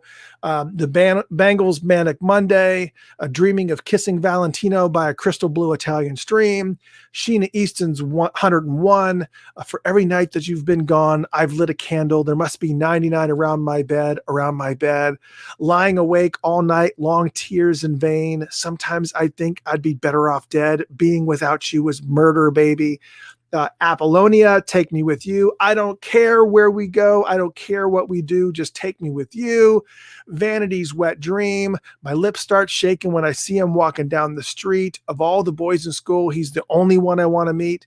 It's like every single woman artist that he has worked with has had that song or multiple songs where she is singing, or the tone of the song is that she's singing about he is the only one for her, that she'd rather kill herself or die than to be without him. It's the theme of songs that he wrote for women. I don't know why that is. I don't know the reasoning for it. But every single female artist, every single one has at least a couple songs on those albums that has that theme. I cannot live without you. It's a typical love story, but these stories take it to like an obsessive level, Anyways, anyone else notice that nuance? Okay. Just me. It's okay. It's all right. It's fine. It's just perception. It's all good. This song, Dear Michelangelo, was regularly brought out on the Glamorous Life tour off and on. It wasn't a normal part of the set list, but it was snuck in there every now and then. Once again, it's Sheila E on vocals, bass, bongos, congas, drums, guitar, keyboards, percussion. Prince is also doing some instrumentation and some backing vocals on this as well. You've got Eddie M on saxophone, and you've got Susie Davis on backing vocals and keyboards. You've got Benny Reitveld on bass guitar, Carl Perazzo on drums, and Ken Gray on keyboards. They're all credited, but whether or not those pieces stayed intact once the album or once a song was put together and created and crafted and whatnot remains to be unseen. But here we are at song number 2 on Sheila E. and Romance 1600, Dear Michelangelo. Let's take a listen to it right now, right here on the Funkatopia Radio Show and Funkatopia Live. Here we go. Okay, that was Dear Michelangelo. Oh, next time we're going to actually have some time to talk because the next show is Love Bazaar, and it is it's 12 minutes long. Yes, Andre, I just got done talking sexy to you. Chris, you didn't even ask me for dinner yet. Yes. Oh, my gosh. Let me see. Dana says, oh, my God, I love Prince for his hair. Yeah, he definitely had quite a bit of different hairstyles. All right, so we're going to go back to where Dana said, just talked to Brown Mark yesterday. Yes, I actually noticed that the 35th anniversary of that album was coming up. I've been trying to get him to do the album chat for Maserati for many months, actually, because of all the listener requests. So when I found out the 35th anniversary was coming up for Thursday, I asked him and he was completely down with it. So super cool. He's going to be on there. It's going to be awesome. Eddie says, I hope Mark re-releases the first album and it's remastered. Yeah. Eddie, according to Brown Mark, what he said before, I actually had the text in my phone before I had to replace my phone. I actually showed the text, is that he is planning on remastering those first 2 solo albums as well as Maserati album, both of the Maserati albums. So that's all coming. And April says, Prince falling 20 feet into the bathtub on the Purple Rain tour was what started his issue with pain. I believe it. Still find it hilarious that Rob Rhythm was behind stage, above the stage, and he threw his gum into the tub, and Prince went into the tub, saw the gum in the tub, and picked it up and threw it out. And Rob was all excited. That was my gum. It was pretty funny. So if you happen to be at the Atlanta tour and you saw Prince pick a piece of gum out of the tub and throw it, that was Rob Rhythm's gum. Just so you know. Andre says, Diamonds and Pearls Deluxe Edition contains what extra? I have no idea. We will not know. We will not know what extra songs are going to be in the Diamonds and Pearls Deluxe Editions. Most of the stuff that surrounded, most of the extra vault stuff that surrounded that era was very NPG and rap heavy. He'd just gotten really kind of more involved with letting Tony and those guys kind of do the thing. But we don't necessarily know that. There's a lot of stuff that's in that vault that we do not know what's going on. And there still has not been any official confirmation that Diamonds and Pearls is what's going to be the deluxe edition that's coming. There was still word that it was going to be Parade. So it's still debatable. But from what I understand, the new rumor that has been moved forward is that it is Diamonds and Pearls Super Deluxe. But we just don't know. We got a minute and a half here. Going past all of Andre's comments. Let's see here. Veronica says, I liked the song the minute I heard it. Dear Michelangelo became my favorite. Yeah, it's a great song. It's a really, really good song. It's got a good song structure to it. It's pretty amazing. It's here's what it is. For those hockey fans out there, Andre's letting everybody know Montreal Canadiens 2, Ottawa 1 for those who were watching all that. Tanya says, when did Sheila E say Prince proposed? Was it on the side of the Time store? That makes sense since Susanna was out of the picture. No, according to what and I'll have to relook at it in the book, but if I remember correctly, it was actually the Love Sexy tour that she was proposed on, not the Sign of the Time store. I'm pretty sure that was correct. Love Sexy tour. He turned around to her while she was playing drums and proposed to her. So just telling you, that's what it said. Sylvie said, did Prince buy Sheila a ring? That I don't know. I don't know. Even if he did, I'm sure she probably kept it quiet. Shh. Still trying to keep everything down to down low. I'll figure it out. Here we go. 3 seconds. And that was Dear Michelangelo. That was a second song on Sheila E. in Romance 1600, which brings us to the big, huge hit off of this particular album, A Love Bazaar. On paper, this is the only song that Prince wrote, arranged, and produced on this album, on paper. But we obviously know that's not true. Outside of Sheila and vocals, percussion, and Eddie on sax, everything else is Prince. So it's just one of these things where I think it's just one of these weird things that Prince did on paper. He kind of, I think he wanted to kind of give credit to a lot of the individual artists and make sure that as days kind of went by, that he was going to be able to, they were going to be able to support themselves. And I don't know. It just is what it is. You know, Prince was a very, very giving in that way, but he was also, as you'll hear on the Maserati album chat that we do on Thursday, which I'm sure that story will come up again. He also was very, very, he could also be very cold too. So that all being said, doesn't matter.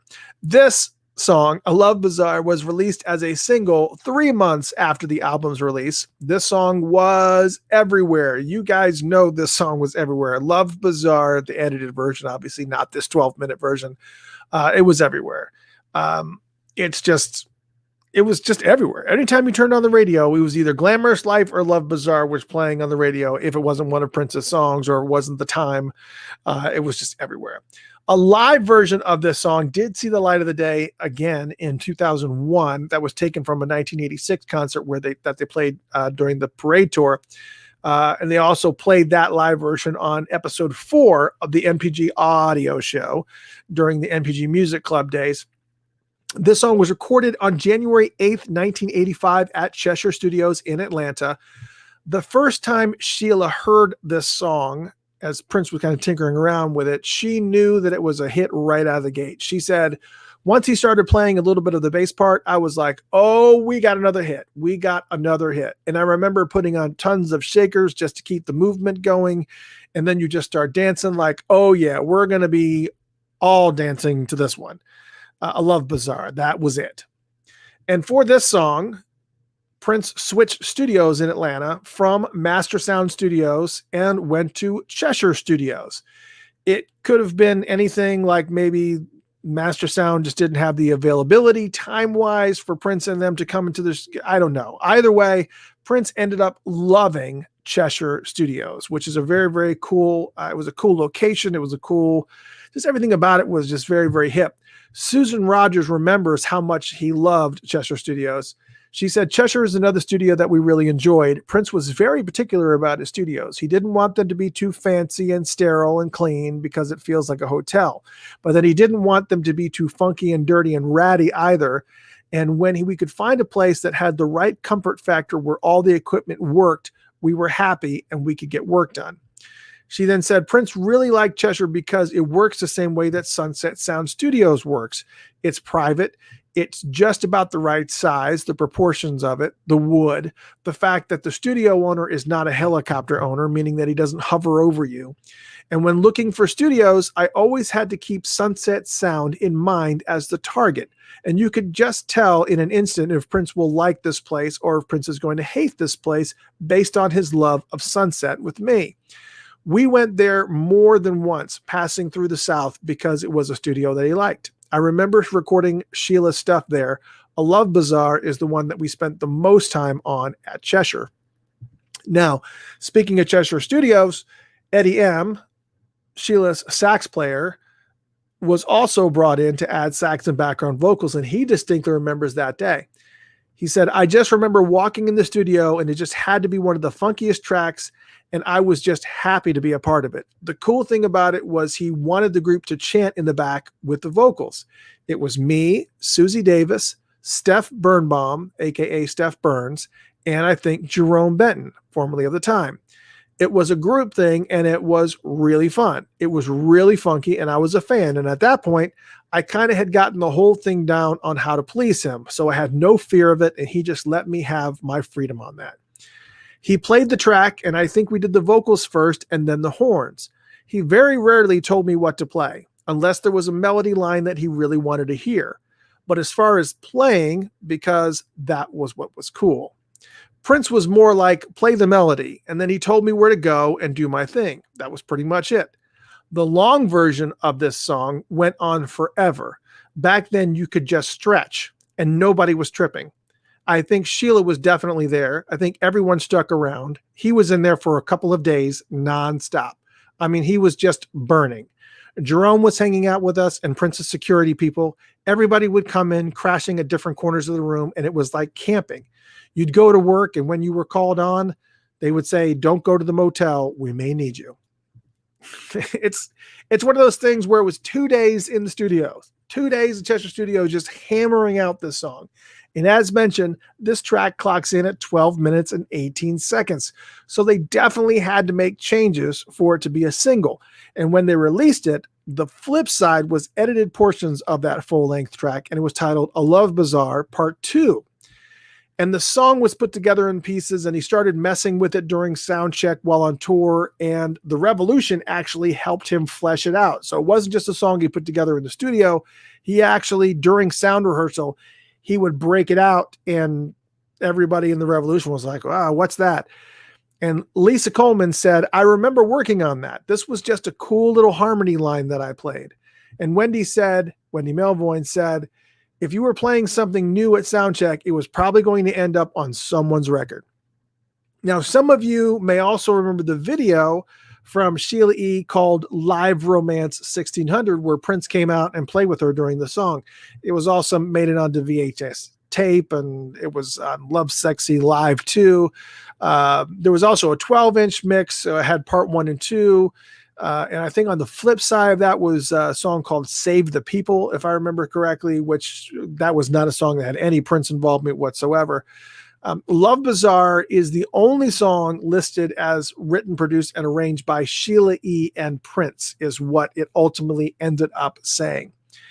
And as far as the content, it's just a song about giving into desire, the very lusty, sinful desires of, obviously a lot of sexual content, but in this case, in the back of a limousine. The single peaked at number 11 on the US Billboard Hot 100 chart and number 2 on the Billboard Black chart. And that's the highest position for the song, which the highest position of this song was actually on the Billboard Hot Dance Disco Club play chart, where it reached number 1. It's Sheila E. on vocals, bass, bongos, congas, drums, guitars, keyboards, percussion, blah, blah, blah, blah, as well as Prince doing a lot of the instrumentation and vocals as well. You have Eddie M. on sax. You had Susie Davis on vocals. You had Juan Escovedo that was actually doing some of the percussions. And as Eddie had also said earlier, there was also some other people that were not credited that were as part of that background vocals, which included the Steph Burns, and Jerome Benton. And that happened quite a bit too. Jesse Johnson was actually there, and he was talking about the fact that he was singing background vocals on 1999 and he never got credit. He sang background vocals on a lot of the stuff that was on the 1999 album, and he just didn't get any credit. It's just very simply didn't. So there you go. Here it is, the longest song on the album for sure. So I'm going to get a lot of chance to chat it up with you fine folks on Facebook and YouTube here and catch up on your comments and whatnot, and hopefully answer some of your questions. Here it is, the hit, the biggest hit of this album by far.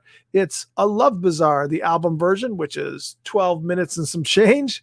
Enjoy. You're listening to the Funkatopia radio show and Funked Up on Funkatopia Live. How was that for like 3 different names? If you're just joining us, man, I am so sorry.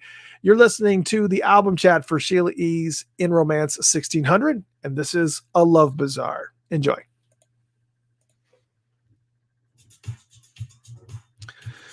All right. Let's see all the comments that we got in place here. Next song up, obviously, is oh, okay. I've actually had some other information I had on that song that I skipped over, but the next song after this is Toy Box, but we'll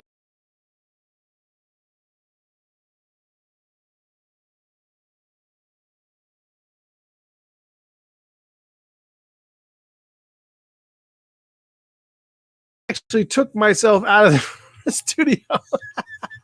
Now I'm back in. It's all good. Caller says, I have Noon Rendezvous where Prince dedicated it to Sheila at a concert. Wow.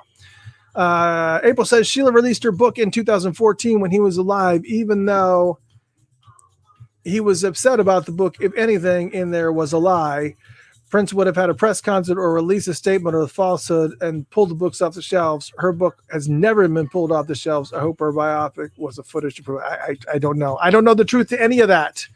I don't know the proof to any of that. It's just, I don't know. I don't know.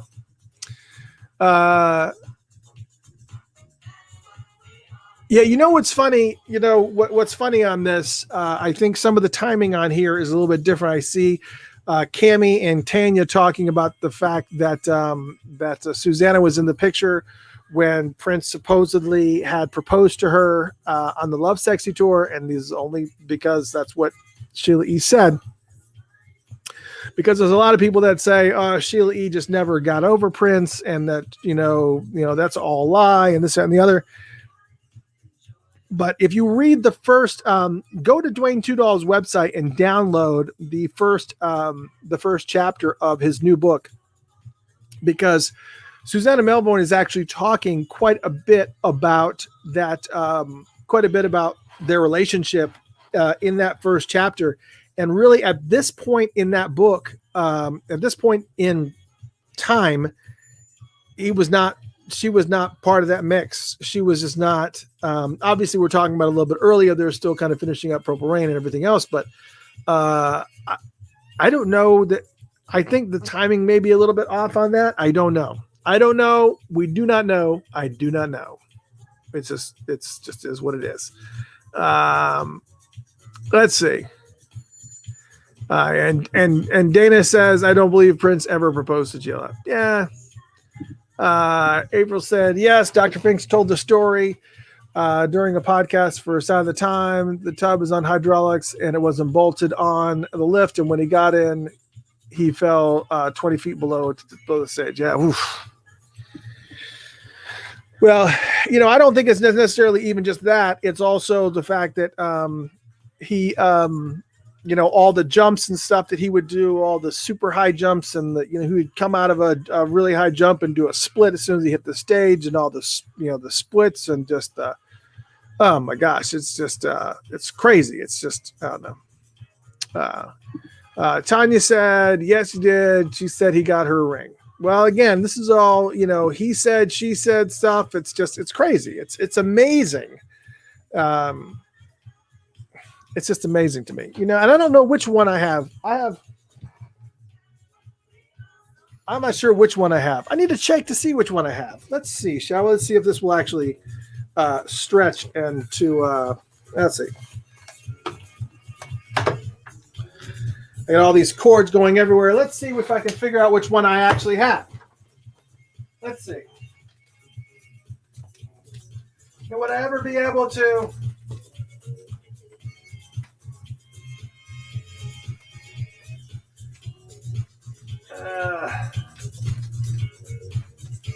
oh, you know what? Actually, I take that back. I think I actually gave that Sheila E album away.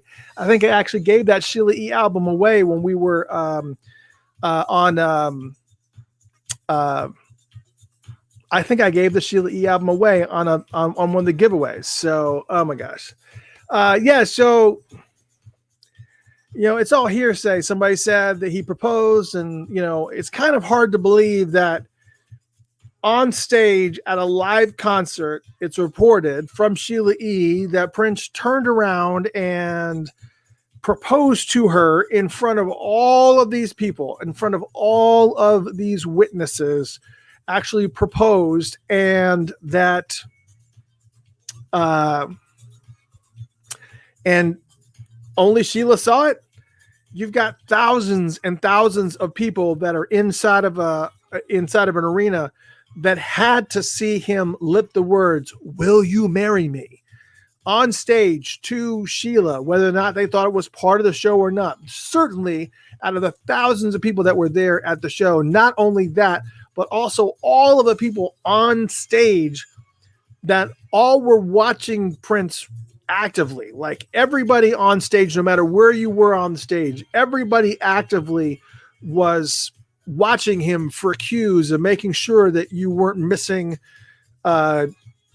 changes and missing different things that were happening. I mean, that all these things are happening and you're watching Prince all the time. And at some point in time, you look over and you see him turn around and mouth that to Sheila. Somebody had to see it. Somebody had to see him propose to her. So I don't know. It is what it is. I just, anyways.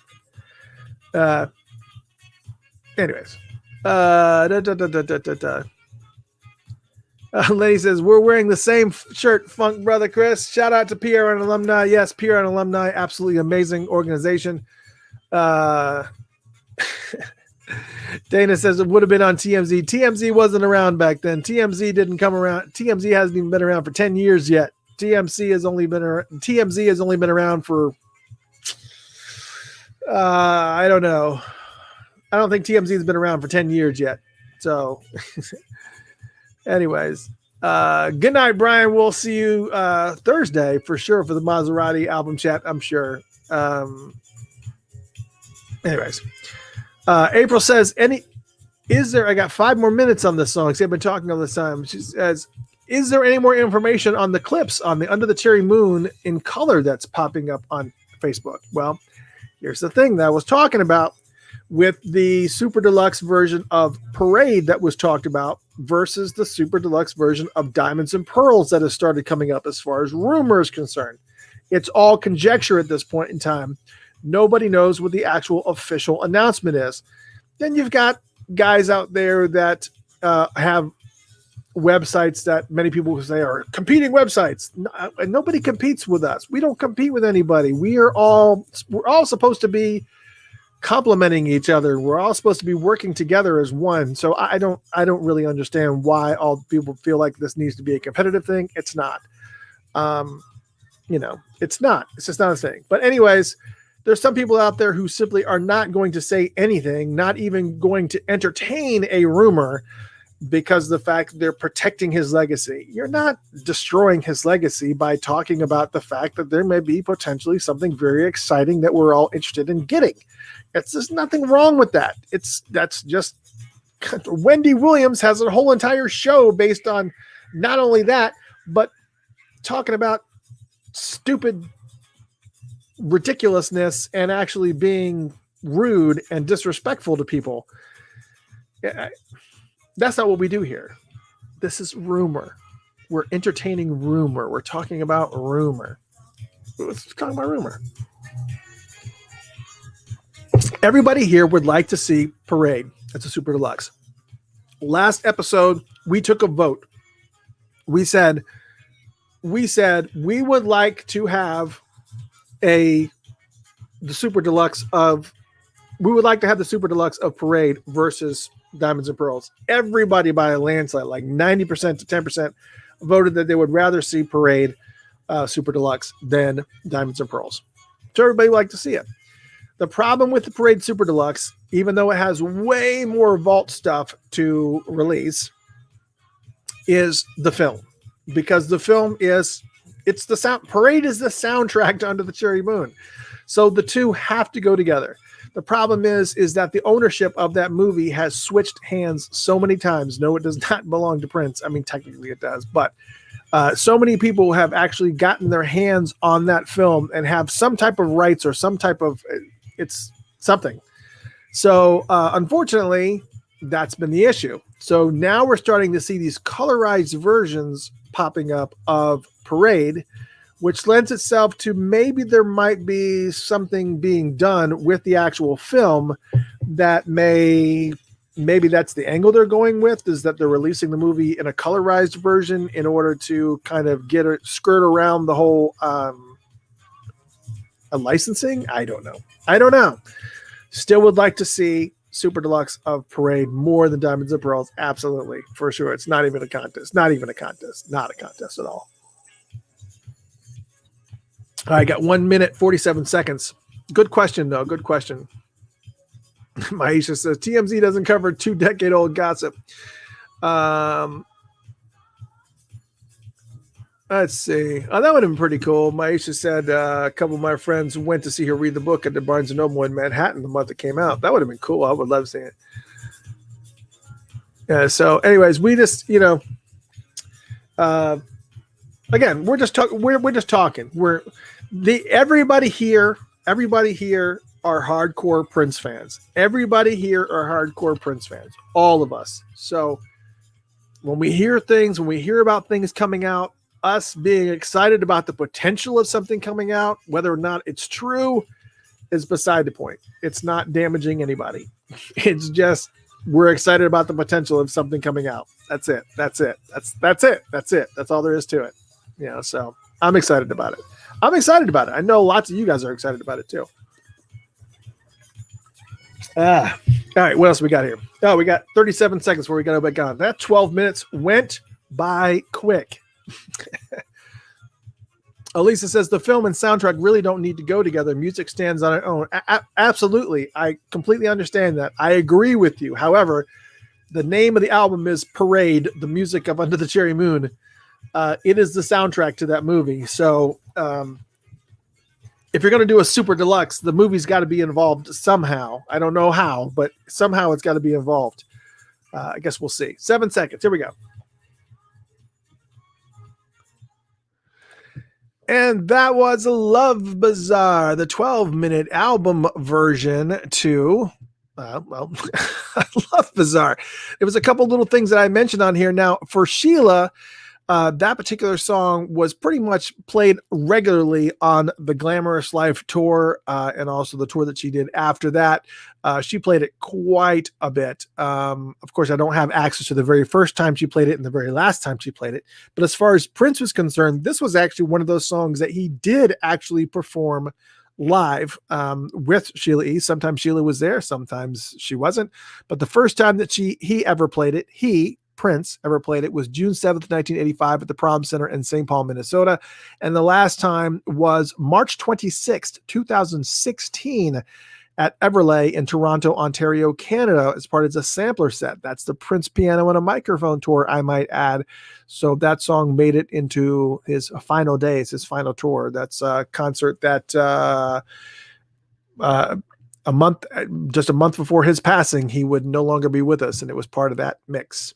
Which brings us to the next song on this album. If you're just joining us, we're doing the album chat for Sheila E. in Romance 1600, and we've been talking about the history of the album and all the tracks and the background of all the tracks, which brings us to the next song in the mix, which is Toy Box. Toy Box really didn't see a whole bunch of traction, but did have some good shelf life for a lot of us hardcore fans, since it was given that it was the B-side to the legendary non-Romance 1600 track, Rock, Rock, Holly Rock. Anybody want a Holly Rock? You say it. So Holly Rock was released as a single, and on the flip side of this was the song Toy Box. So while many people weren't really fully aware of this song, they were completely aware of it if they bought the single Holly Rock, because this was on the other side.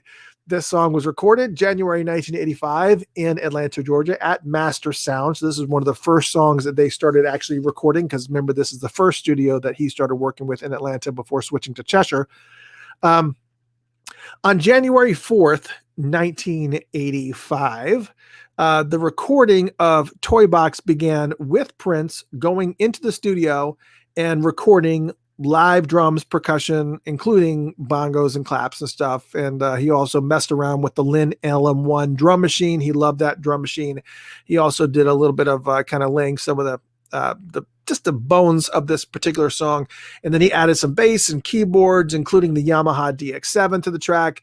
But Prince also always wanted to do something very unusual to all of his songs. He always do something weird, maybe some weird guitar lick, or do something, push a instrument through a system, or change the programming of a drum pattern or something and reverse it, just to make sure that it was very clearly a work of Prince's. And on this particular song, he added his signature. He actually put a guitar section in there, and he adjusted the guitar to play at double speed, which was kind of very, very similar to what he did on Apollonia 6's song Blue Limousine.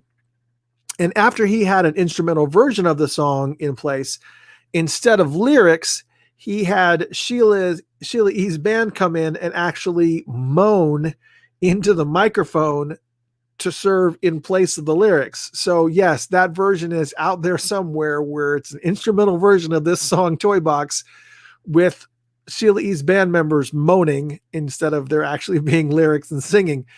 However, that was quickly not undone, but another version met its way into its place on January 5th when Sheila E was brought in to do the vocals. Most of the song is pretty innocent for the most part, but then it becomes obvious towards the end of the song that the toy box that they're referring to is a box that's full of sex toys.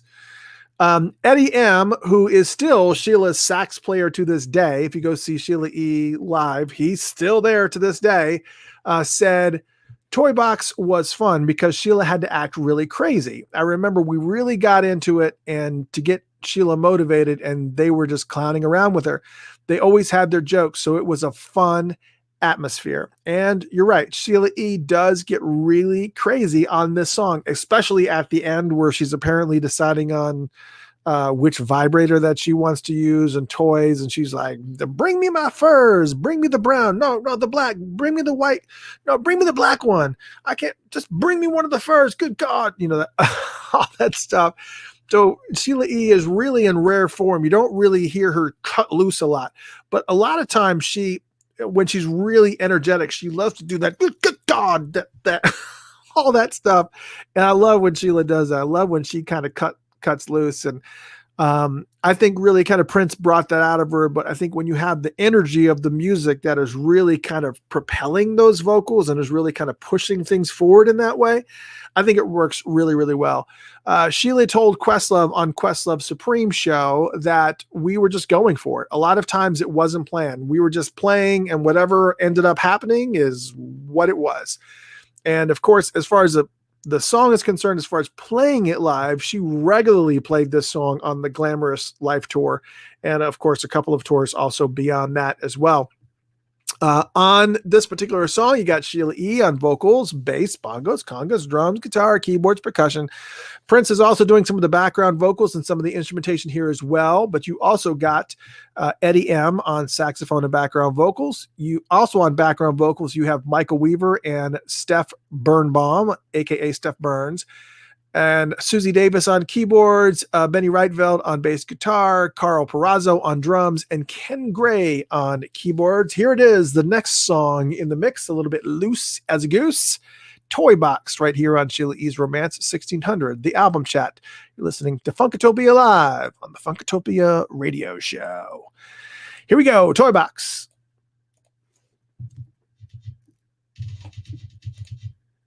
I always have to keep an eye out because sometimes I always get these random requests. It's like, so-and-so would like to come on the show and talk about this. And sometimes it's people that actually were involved in the album. So I've always got to keep a second eye out.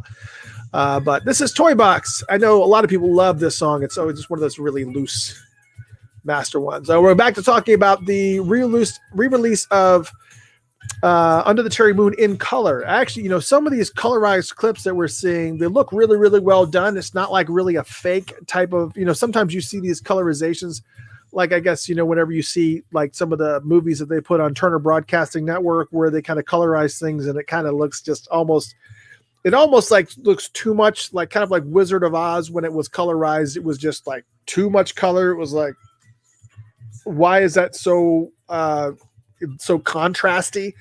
But these actually look like they were really, really done very, very well.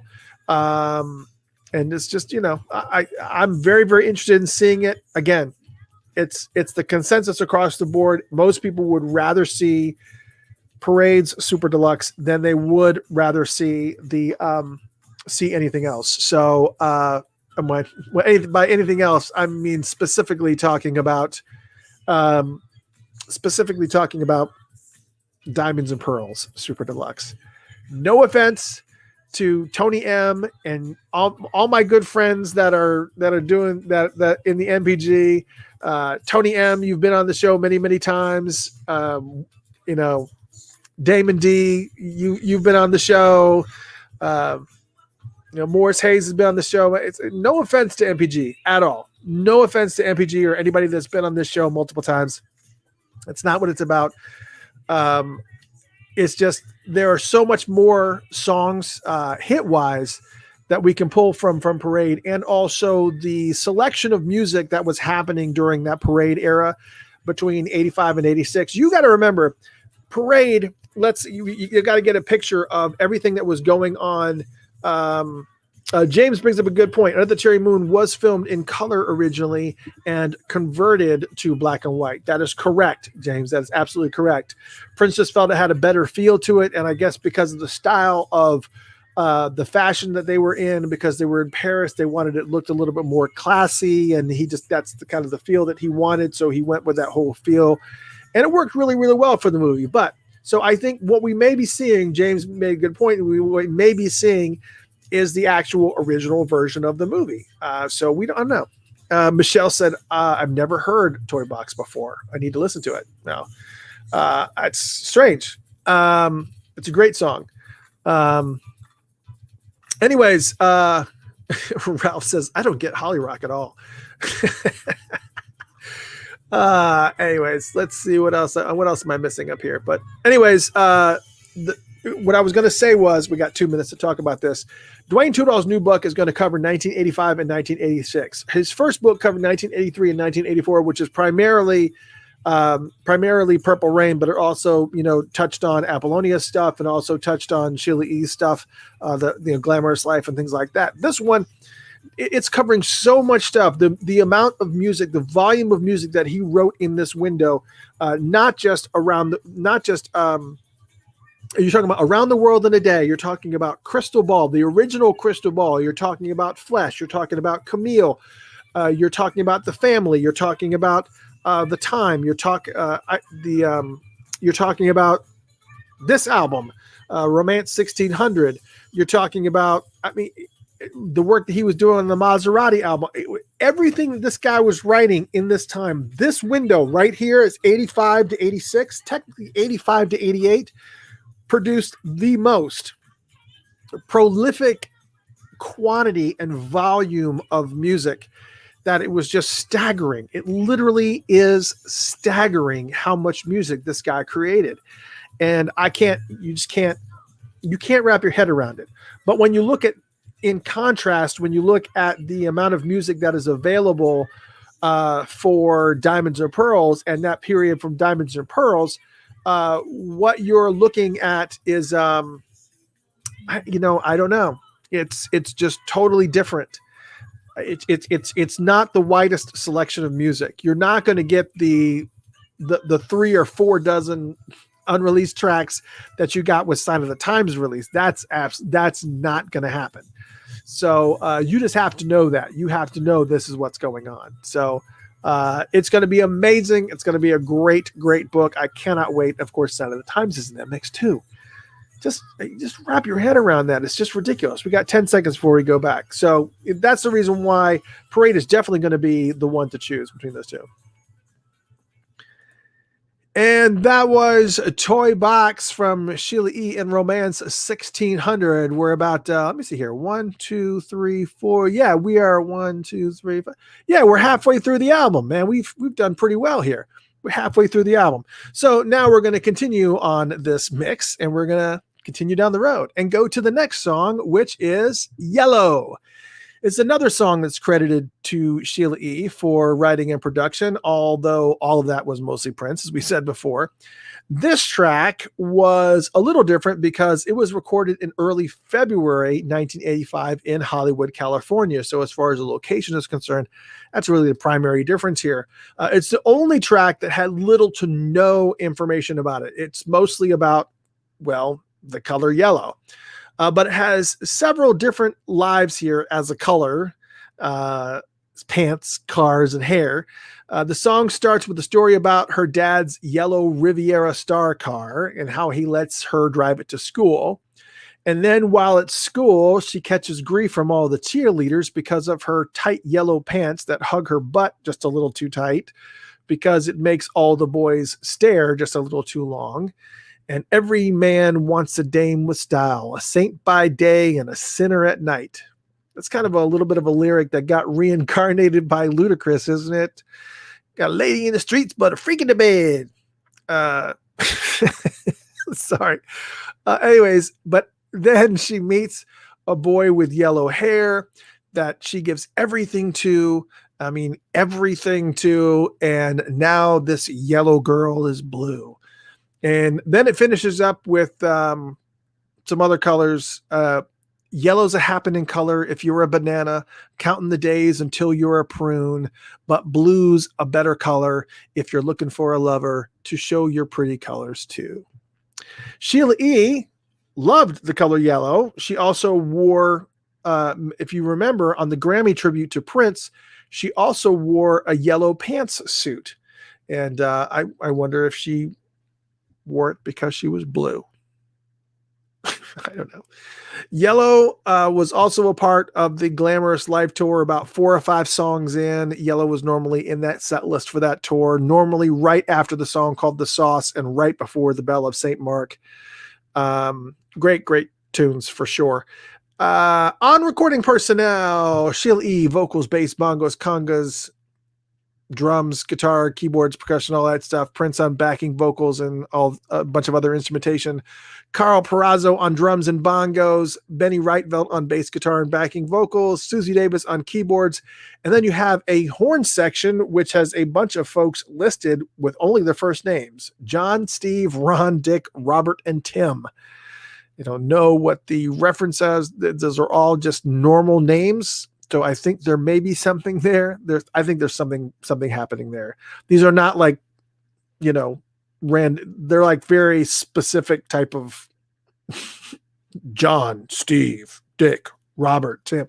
I don't know. There may be something there. I don't know. It's one of those mysteries of Prince. You just never know what he's doing from one minute to the next. This is the song Yellow on Sheila E's Romance 1600. You're listening to the album chat for that album on Funkatopia Live and the Funkatopia Radio Show. Here we go with Yellow. All right, let's see what I'm missing here. Arlene says, yeah, I would imagine that no one else has come close to creating the amount of music that he did in that time. Yeah, there's no way. The volume of music that he created is just staggering. It literally is staggering, the amount of music that he created. Surprisingly enough, somebody I'm not like a huge fan of, but just because of some of the things that he said as a person, not as an artist, is Quincy Jones. I think I have nothing but full and total admiration for Quincy Jones, but I think some of the negative stuff that he said and some of the rude and obnoxious things that he said about Prince and some of the obnoxious things that came out of his mouth just kind of bothers me. But as a prolific artist, he has released an insane amount of music. I mean, an insane amount of music. If you look at his album, his discography, if you go to anything, you go to Wikipedia or just go to Google and search for Quincy Jones discography, it just like goes on and on and on and on and on and on and on and on and on and on and on and on. Not only including the stuff that he's guest on, same thing with Herbie Hancock too. It's just like it's on and on and on and on and on. So you've got, artists that still create a lot of material, but nothing like this, where it's not just discographies that go on and on and on and on and on, but they also have a vault. Prince also has a vault that is a discography of just, he could release albums for 2 more lifetimes, just with what's in there. Purple Brothers say, yeah, Prince is all over Yellow. Yes, he is. He absolutely is, for sure. Yeah. All right. 9 seconds. We got to go back into this. That was a short song. Matter of fact, all the rest of them are pretty short songs. So get your questions ready. And that was Yellow from Sheila E and Romance 1600, which brings us to the next song on the list, which is the title track, Romance 1600. The track was also recorded in Hollywood after they finished a concert in Memphis, Tennessee. So they kind of went all the way to the other side of the country after they got done recording this. And Prince was still in that nonstop recording mode, not just in the various studios around the country and in various cities that they would stop in, but he also had a vehicle called a gig truck that followed them everywhere. And Susan Rogers talked a little bit about it. She said, on the road, we had trunks labeled T1, T2, and T3, big trunks that carried our tapes. We also had what was called a gig truck because there were 13 tractor trailers on the road during the Purple Rain tour. There was one small truck that carried a second set of equipment specifically for use in the studio. It carried a second bass, a second LM1 drum machine, backup guitars, finger cymbals, and anything that he might need in the studio, his microphones and backups of everything. This little truck would be parked and ready to go so that at the end of the show, if we were in Cincinnati and I had found a studio that day, the studio would be on hold. He would come off the stage and I would have the driver take the second truck to the studio and we'd set the whole equipment up and he'd walk in and then we worked. So he was in constant motion. Not only just doing things that he was doing in sound check, but also on the stuff that he was doing at the studios when he wasn't playing and just these little jam sessions. Plus, on top of that, he was recording all this stuff and he had all this equipment ready to go in these little trucks that had tracks and tapes, and they would just work as they went. Now, if you were a true 80s child, the bounce and melody line of this song is so 80s. Romance 1600 is the epitome of an 80s song. It's got that synthesizer, upbeat, happy bop thing going on. This song is the epitome of an 80s song. The song also contains the lyric, all for one and one for all, fun for everyone, which they later reused on the song The Ball. But Romance 1600 is a song about two lovers, one of which is a woman who is at home alone, and her lover shows up in a red mask and ultimately takes her to a masquerade party. And everyone at the party is wearing a mask and ends up naked at the end of the story. Although her lover does not even touch her, just makes love to her in his head. So this is another song that was also played during that Glamorous Life tour. The song was almost always wedged in the set list. If you look at the different set lists for that particular Glamorous Life tour, it was always between Oliver's House and the next song after this that we're going to play after this, called Mercy for the Speed of a Mad Clown in Summer. I don't even know why it's titled that way, but it is. Sheila E on vocals, bass, bongos, congas, drums, guitar, keyboards, and percussion, along with Prince on backing vocals and some extra instruments as well. Carl Perazzo on drums and bongos, Susie Davis on keyboards and backing vocals, Eddie M on sax, and Benny Reitveld on bass guitar and backing vocals. Here it is, the title track to this album. Sheila E in Romance 1600, Romance 1600 on the Funkatopia radio show and Funked Up. Here you go, Romance 1600. All right. Oh boy, what all we got going on? What have I missed? We're talking about the colorization of Under the Cherry Moon, which is, I guess, one of the problematic things that we were experiencing, I guess, with the way the color kind of looks. And Alisa says, the colors look like my mom's photos in the 50s, sort of painted, muted, colorized. Yeah, it does kind of look like that, but I think that there's a certain contrasting that happens when they're recording it where it kind of makes certain things. Anyways. April says, I wanted Diamonds and Pearls. My mommy loved that song. Her intro to Prince going into post-cussing. I took her to her first Prince concert, Musicology. She would have been 75 this Saturday. Rest in peace. It's always good when these, I wish that my girls would have been old enough that I would have been able to get them into Prince concerts and whatnot. But, even in 2016, my daughter was 13 years old at the time for Prince Piano on a Microphone, and those particular concerts, the Prince Piano on a Microphone tours. Before that, he hadn't been to Atlanta in 10 years.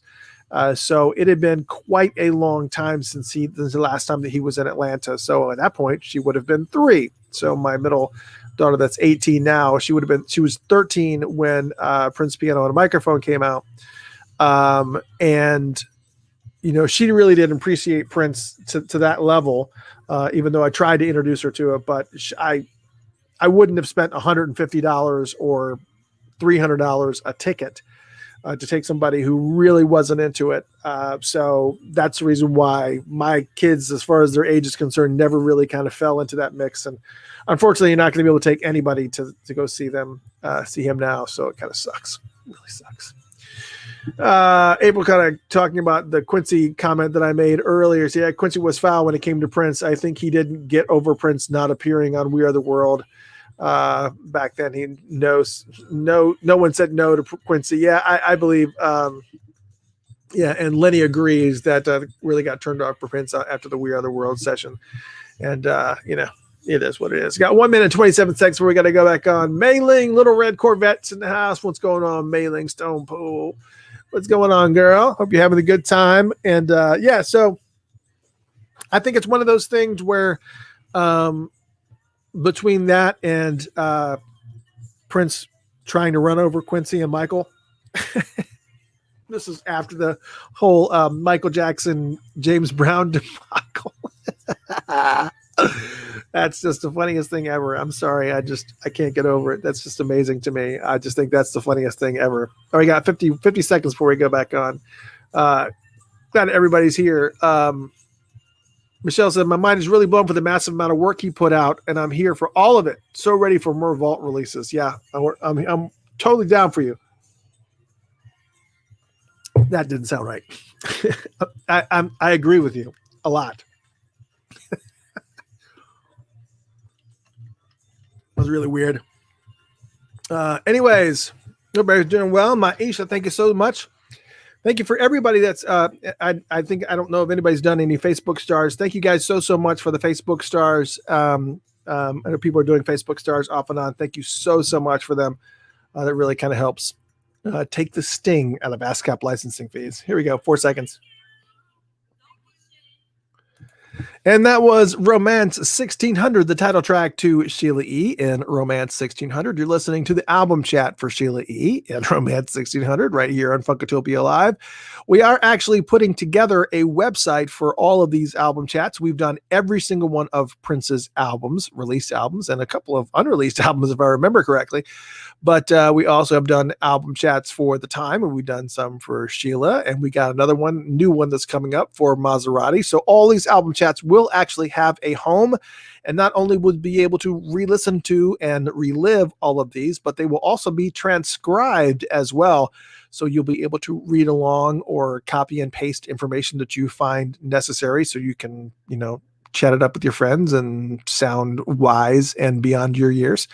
So there's that. We are in this one, though, Sheila E. in Romance 1600, and we only got 2 more songs to go on this particular album.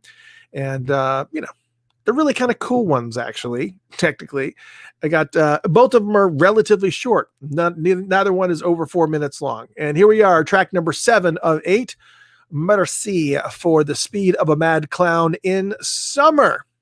Merci for the Speed of a Mad Clown in Summer. Seems like a super strange name for a song, but technically it started out as Small Gray Monkey. That's a far cry from Small Gray Monkey. So you're playing and you're like, this is the jam, man. What's this called? It's called Small Gray Monkey, man. Let's rename that. Oh, okay, we can call it Small Gray Monkey. Maybe a little bit awkward. So what do you want to call it? Let's call it Merci for the Speed of a Mad Clown in Summer. So it is what it is. Anyways, it was renamed to that. I'm not going to say that again. I've tried to look at that word, that title, Merci for the Speed of a Clown in Summer, to see if there's something acronym wise there that I'm missing. I don't know what that means. Small Gray Monkey, we'll just refer to it right now, was based on something that Sheila E. had done before and was just this kind of a little bit of a type of experimental song to kind of test the capabilities of a studio that they were working in at the time, which was Fifth Street Studio in Cincinnati. Susan Rogers had actually booked that room at Fifth Street Studio because that studio had an amazing history of funk music that had come through it, including Ohio Players and Bootsy Collins and Phazo and Zapp. And on the side note about the studio itself, Prince was in a little bit of a mood when he got to that studio. Whatever happened to be going on at that time, maybe the tour had kind of dragged on a little bit. The fact that he was nonstop and the fact that he never slept at all, was just, what are you going to say? It's just, every now and then, if you ever been in a scenario where you're tired and you're just kind of, burning the wick at both ends, I guess is the term, you kind of get very short with people. And many people who have worked with Prince have received Prince's ire, sometimes playful, sometimes not, when he was not happy or things weren't necessarily going their way, his way. Maybe people weren't keeping up with his manic pacing or whatever it was. Prince had his moods. Susan Rogers did share one of those moments about when she kind of caught some of that flack, I guess, from Prince. She told a story. She said, "I remember we were on the Purple Rain tour and we were at a studio late at night with Sheila there, working on Sheila's record. And Prince was in one of those bratty moods and he was insulting me. He was calling me names. And it was a small, tiny control room. It was hard to get from one end of the room to the other when you had to change tapes to do something like that. And I'm squeezing past him and he called me something along the lines of being fat. I'm not fat. I've never been fat, but he called me fat. He was laughing about it, and I remember exchanging looks with Sheila, and Sheila just looked at me like, I am so sorry, and I would defend you if I could. And I looked back at her like, I know you would, just let it go. And he could be like that because he had a bee in his bonnet, a burr under his saddle, whatever. Something would be irritating him, and sometimes he needed a target. And on that day, it was me. But there were other days where it was Peggy. You're the target that day, and you just have to endure it until the next day comes. Sometimes his mood would change during the day, but sometimes you just go the whole session being the target. And in this particular studio, it's a new studio, and there is a studio engineer there by the name of Gary Platt, and he was on duty, and he was brought in to make sure that everything was working, and he got his first taste of Prince's moodiness also. He said, we got there and it was 3:00 in the morning. Prince had played a show and then waited on his bus outside the studio. He came in probably about 8:00. In the meantime, I thought, oh boy, we've got a bad cable on this mic. It's crackling. So I went over and I was changing the mic cable and plugged it in. And someone came in and sat down and played the piano. That happens all the time. So I plugged it in and he just kind of sideways kicked me.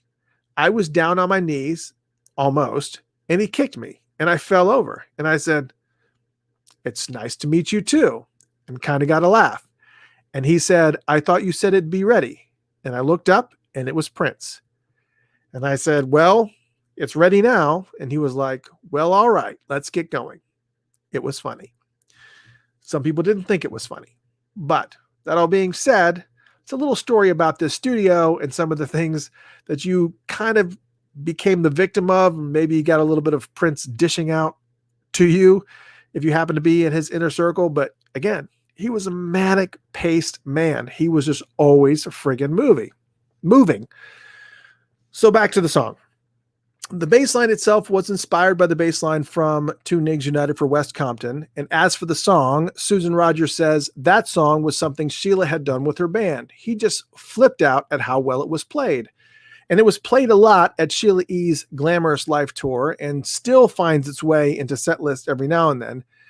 In the Glamorous Life tour, it was sandwiched between Romance 1600 that we had just heard and Bedtime Story, which is the last song on this album.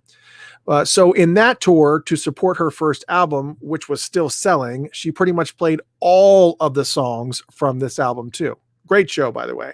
So if you ever got to see this show, not only did you get to see a lot of the songs from her first album, but on top of that, you pretty much got to hear this entire album. This entire album was always played on this particular tour. But even though Prince Vault, the website, indicates that it's the only song on the album that was written by Sheila E. with no input from Prince, Sheila E.'s sax player, Eddie M., tells a different story in Dwayne Tudall's book and says Prince was behind that one. That was his keys and Benny Reitvelt playing bass. So, for this track, you have Sheila on percussion and drums, Prince on keys, Eddie on sax, and Benny Reitvelt on bass. So here it is, the next to the last song, Merci for the Speed of a Mad Clown in Summer, a.k.a. what was it? Small Gray Monkey? Is that what it was? Small Gray Monkey, a.k.a. Small Gray Monkey, on Sheila E. in Romance 1600. The second to the last song right here in Funkatopia Live. Here we go. Enjoy.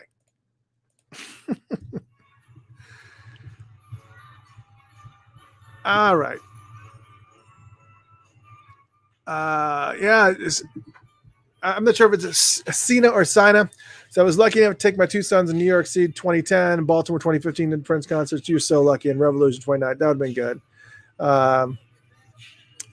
Lenny says exactly, fifth stores burned down, and many artists who recorded their lost tapes. It was a sad day in Cincinnati. The Glamorous Life Tour is on YouTube. Yeah, I'm actually going to have to look that up.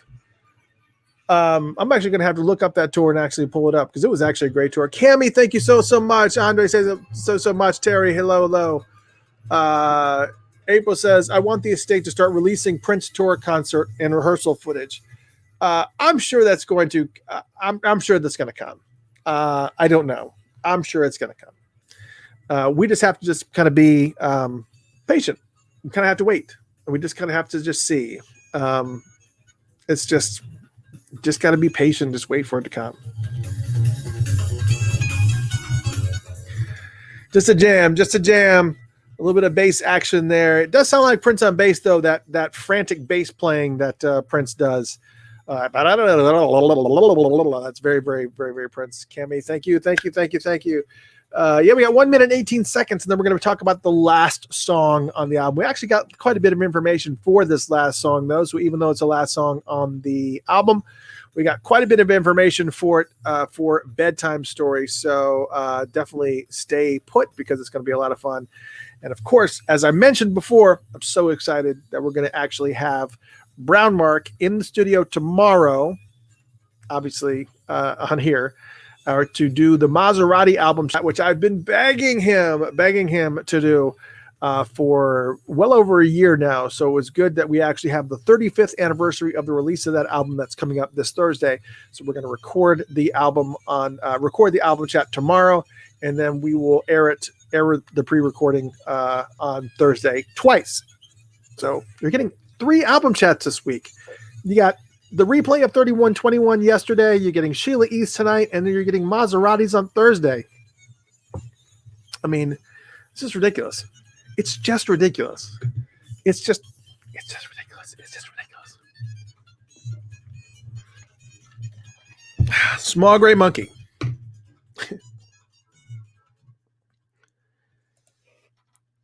And that was Merci for the Speed of a Mad Clown in Summer, a.k.a. Small Gray Monkey.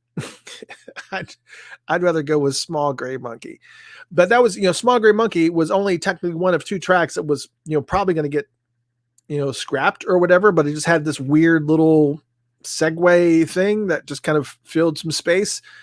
And it's kind of worked. Which brings us to the last song on the album for this album chat, which is Bedtime Story.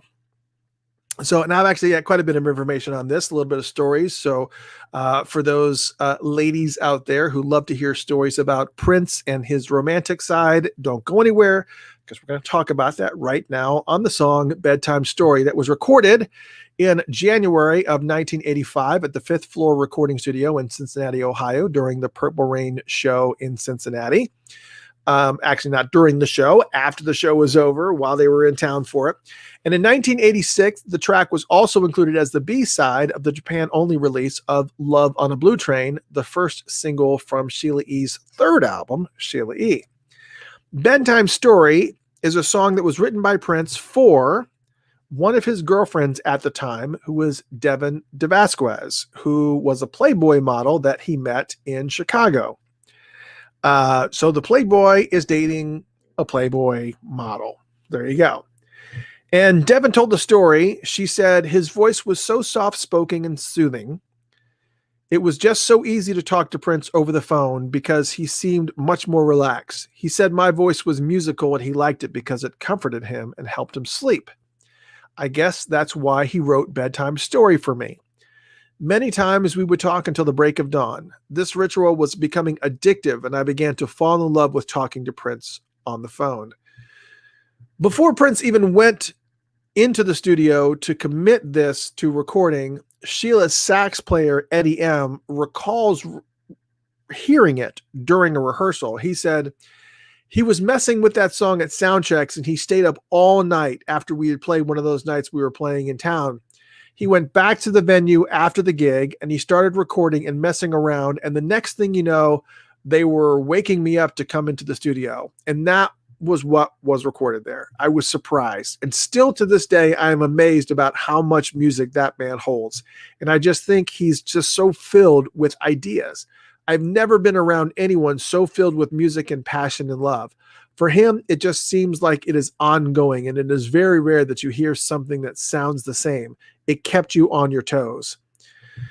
Not sure that the band knew what to think, but because Prince was such a player at the time, they probably didn't they probably didn't question his activity this much. But Devin decided to start attending the Purple Rain tour. So Prince and Devin now are dating. She's a Playboy model, so she's obviously got that look. Playboy models back in the 80s had a look, and Devin had that look. And so now Devin's coming to the rehearsals for the Purple Rain tour, and she's actually going to several of the shows, and she then starts showing up wearing his clothes and started hanging out at the sound checks. And she said, I had never been to a sound check before, and he went and played every instrument on the stage, the bass, the drums. He was totally showing off. He was totally trying to impress me at the time. And I felt like the romance and the way it was going with him, he put a lot of his feelings into the music instead of verbally saying it to a girl. So he was really kind of just playing the part. He was really playing it up to Devin, just kind of showing her, hey, look what I can do type of thing. Everybody knows what he could do, but he just kind of felt like he just needed to improve or prove himself over and over and over again. Then after the shows, when he wasn't running to the studio recording, he would sit on the phone with her for hours every night. Devin said, literally, he would ask me questions like, what did you eat today? And do you believe in God?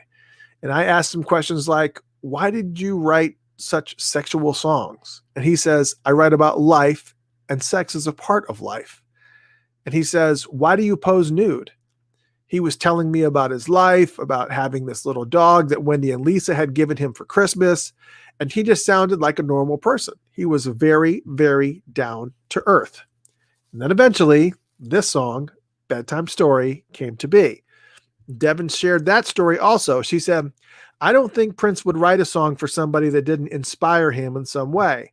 So it definitely was an inspiration for him to write a song about me, and he was the one that pointed it out. It was the busiest time in his life, and it was the busiest time in my life too. He would say, Devin, you're too much distraction. I have to work, and I'm married to my work. And he would say he could only take me in small doses because he wanted to hang out and have fun, but he was working. So that's why he wrote the lyrics. She was so fine, but her prince had no time. Stay with me. Tell me a bedtime story. And that was always how it was. When we should be sleeping, we were talking on the phone, and I was telling him stories, and he was telling me stories until he felt like sleeping. He would fall asleep in my arms with us when he was talking in person too. It was always like he had a hard time sleeping, and for some reason, talking on the phone to me at that time helped him to relax and go to sleep.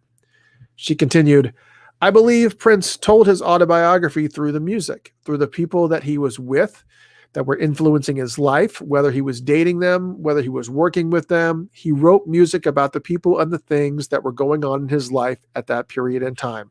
He was inspired by everything around him, that he would put what he really wanted to say more in the music than he would with words.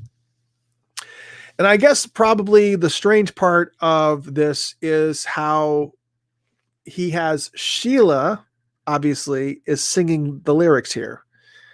So, he's kind of written the song about Devin that's kind of really more of a female slanted toward male. And then you've got it's about your lover, Devin, but you've got Sheila, who's also a lover, singing the lyrics like Sweet and Sour Dreams. Did you say your prayers? They were inspired. The lyrics were inspired by Devin. So, and there was romantic involvement off and on with Devin, but apparently, even though Sheila and him did actually have a sexual involvement relationship, Prince and Sheila were very, very serious. Devin, for some reason, flat out didn't suspect anything. Devin said, what made it romantic was when I would see him, we would go dancing, we would have fun, and then he would say, it's time for you to go to your room now.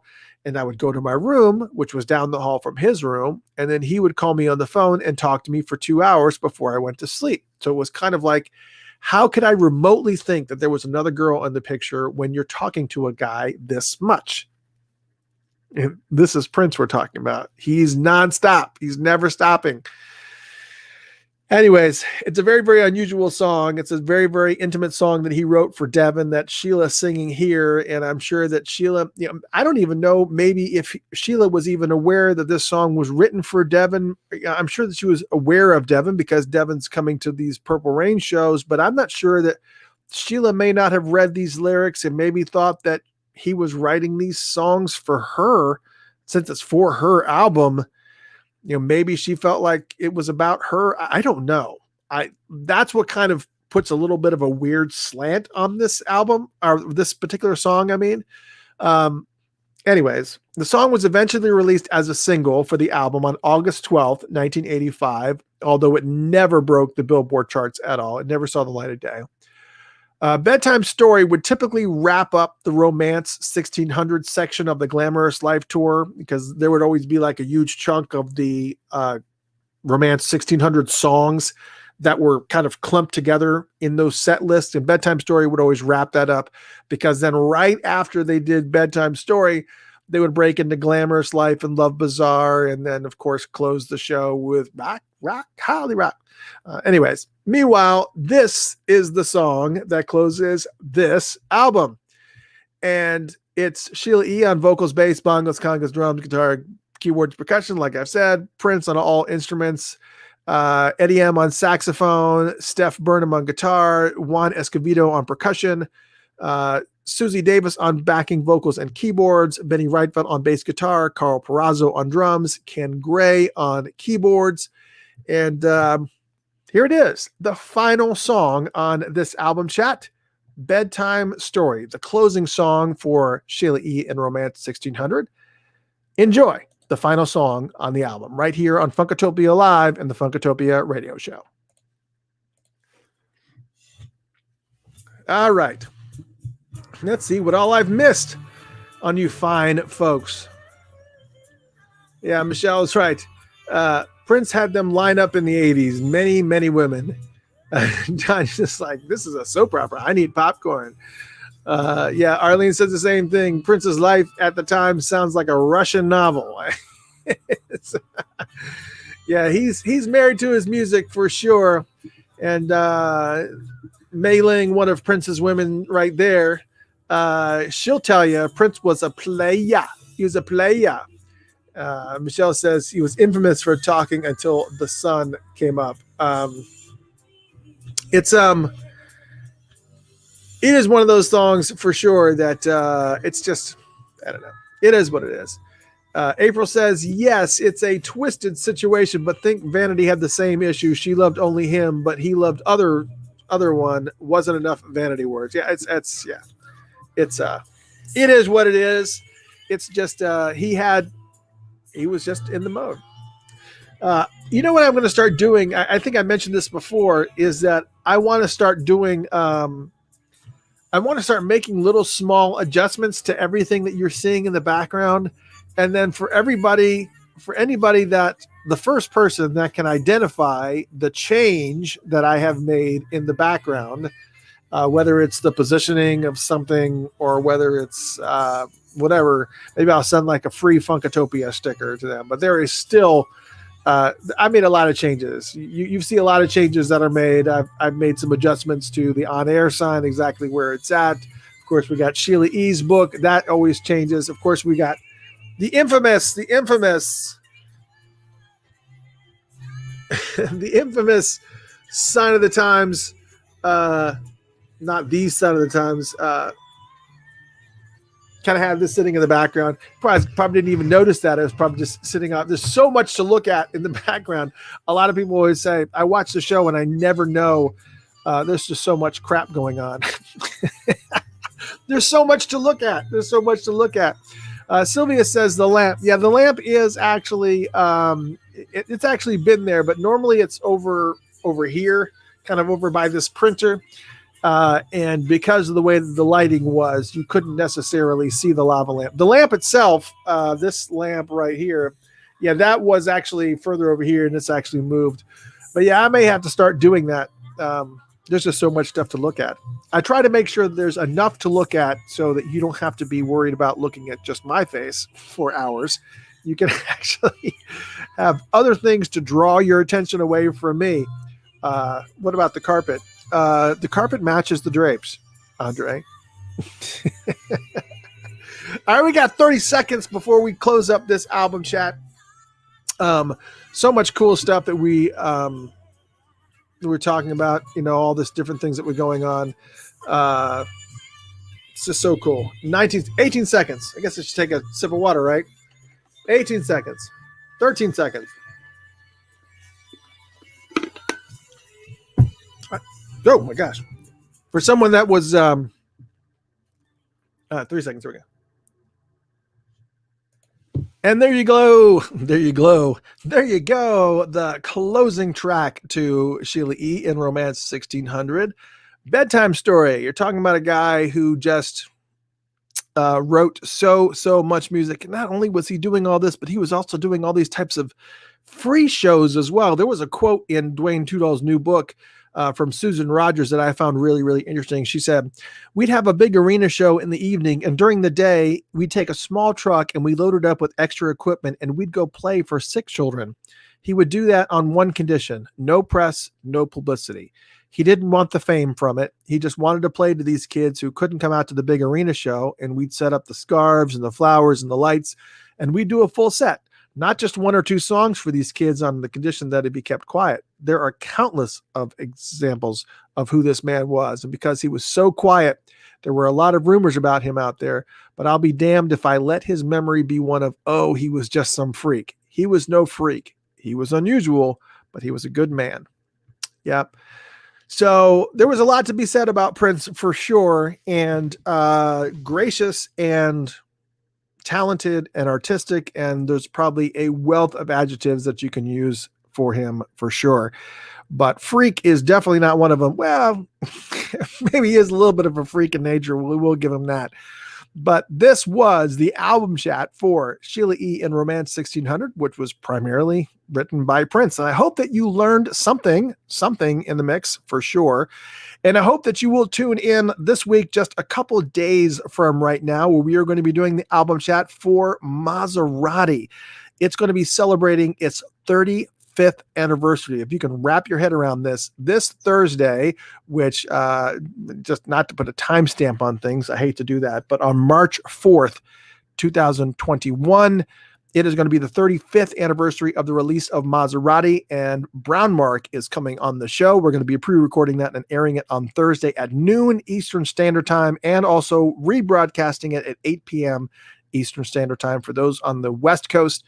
That puts you at 9 in the morning. We'll be airing that broadcast maybe on your ride to work, and if you can't, then on your ride home from work at 5 p.m. Eastern 5 p.m. Whatever that is, California time. We will be Pacific. That's what it is. Pacific time. I'm sorry. I'm on the East Coast. I'm the furthest point away from you that I think I possibly can be in regards to the country, but 12 and 8 p.m. Eastern Standard Time is when we'll be airing that on Thursday for the 35th anniversary of the release of Maserati, and Brown Mark will be on the show. He's going to sit with us and he's going to talk about the history of the album, Prince's involvement in some of the songs. I'm sure we're going to hear lots of Prince stories. Plus, on top of that, he's going to talk about every single one of the tracks and the meaning and behind every single one of the songs. It's going to be a lot of fun, and I cannot wait. I hope you learned a lot tonight with Sheila E's album, Romance 1600. There's so much information. And what's cool about this, as I told you before, is that with the album chats, what we're going to be doing is they're going to have their own home on albumchats.com, also princealbums.com as well. You're going to be able to see all of the album chats are going to be stored up there. All of the album chats are going to be stored up there. And not only are you going to be able to re-listen to all of these album chats, but we're also going to have all of the songs of the albums listed. Plus, on top of that, we're also going to show you the times of those songs where you can fast forward if you want to specifically hear a section. You only want to hear the background about that specific song. You can just fast forward right to that song on the album chat, which is going to be very, very cool. Plus, on top of that, if that's not enough, we're also transcribing every single one of the album chats. I actually have a service that is transcribing all of the album chats as we speak. The verbiage is going to be there. It's a heck of an undertaking, and it's going to be ridiculous. So, my God. It's just, anyways, I don't know. I don't know. We're just going to have a good time, and it's just going to be quite an undertaking. And I hope that you guys enjoy all the work that's going into this. It takes a lot to do these album chats. I'm not going to lie. I don't think I have to tell you guys that, but there is a lot that goes into doing these album chats. And I appreciate all the different things that all the comments, all the kind emails. Definitely appreciate all the people who actually financially support this radio station through Patreon, patreon.com/Funkatopia. That's patreon.com/Funkatopia. I'm going to be actively uploading a lot of great files specifically for supporters to download and enjoy. Lots of different shows and files and lost tracks and all kinds of different things. And you're going to get early access to a lot of this stuff. So I greatly appreciate everything that you guys do. And I can't even, I might invite the Patreon supporters to actually come on to the live show that we do when we record the Maserati album chat. Maybe I'll do that. I don't know. Let's just figure it all out. We'll figure it all out. Good night, everyone. I hope you guys have an amazing night. I'm going to give you a little bit of your time back, and we're going to do, we're going to do one of those obsessive songs and then give you back some of your Prince blocks. Here is Prince's Take Me With You right here on the Funkatopia radio show. Enjoy. Good night, everyone. We'll see you on Thursday. We're going to have some pre-recorded editions of the Maserati album chat then. We'll see you then. Good night. I'm specifically talking to them, by the way. So, anyways, I hope you guys had a fun time. I hope you guys had a great one. Veronica says, can't wait for Thursday. I wish I had the CD, but they didn't put one out back then. Yeah, I know. But that's okay. That album is going to be remastered from what I understand. So that's going to be very interesting as well. But having all the remastering of that stuff is pretty cool. So I hope you guys will tune in. Good night, everyone. Have a great and restful night. And I'm not going to be able to rest. I'm going to have to do a bunch of research and stuff so I can appropriately ask questions for this Maserati album chat tomorrow. And then I've got to do a bunch of editing and then release it on Thursday. That's just shoot me now. Just shoot me now. I don't know. Good night, everyone. Rock, Holly Rock. Raymond asks, how come Holly Rock wasn't in Romance 1600? Yes, Holly Rock was only written for that Crush Groove soundtrack. I don't know what the story behind that was. I'm sure I could look it up, but just not that interested. Good night, everyone. We will see you guys soon. It's been amazing. Thank you all for the kind words, and we'll see you soon. Good night.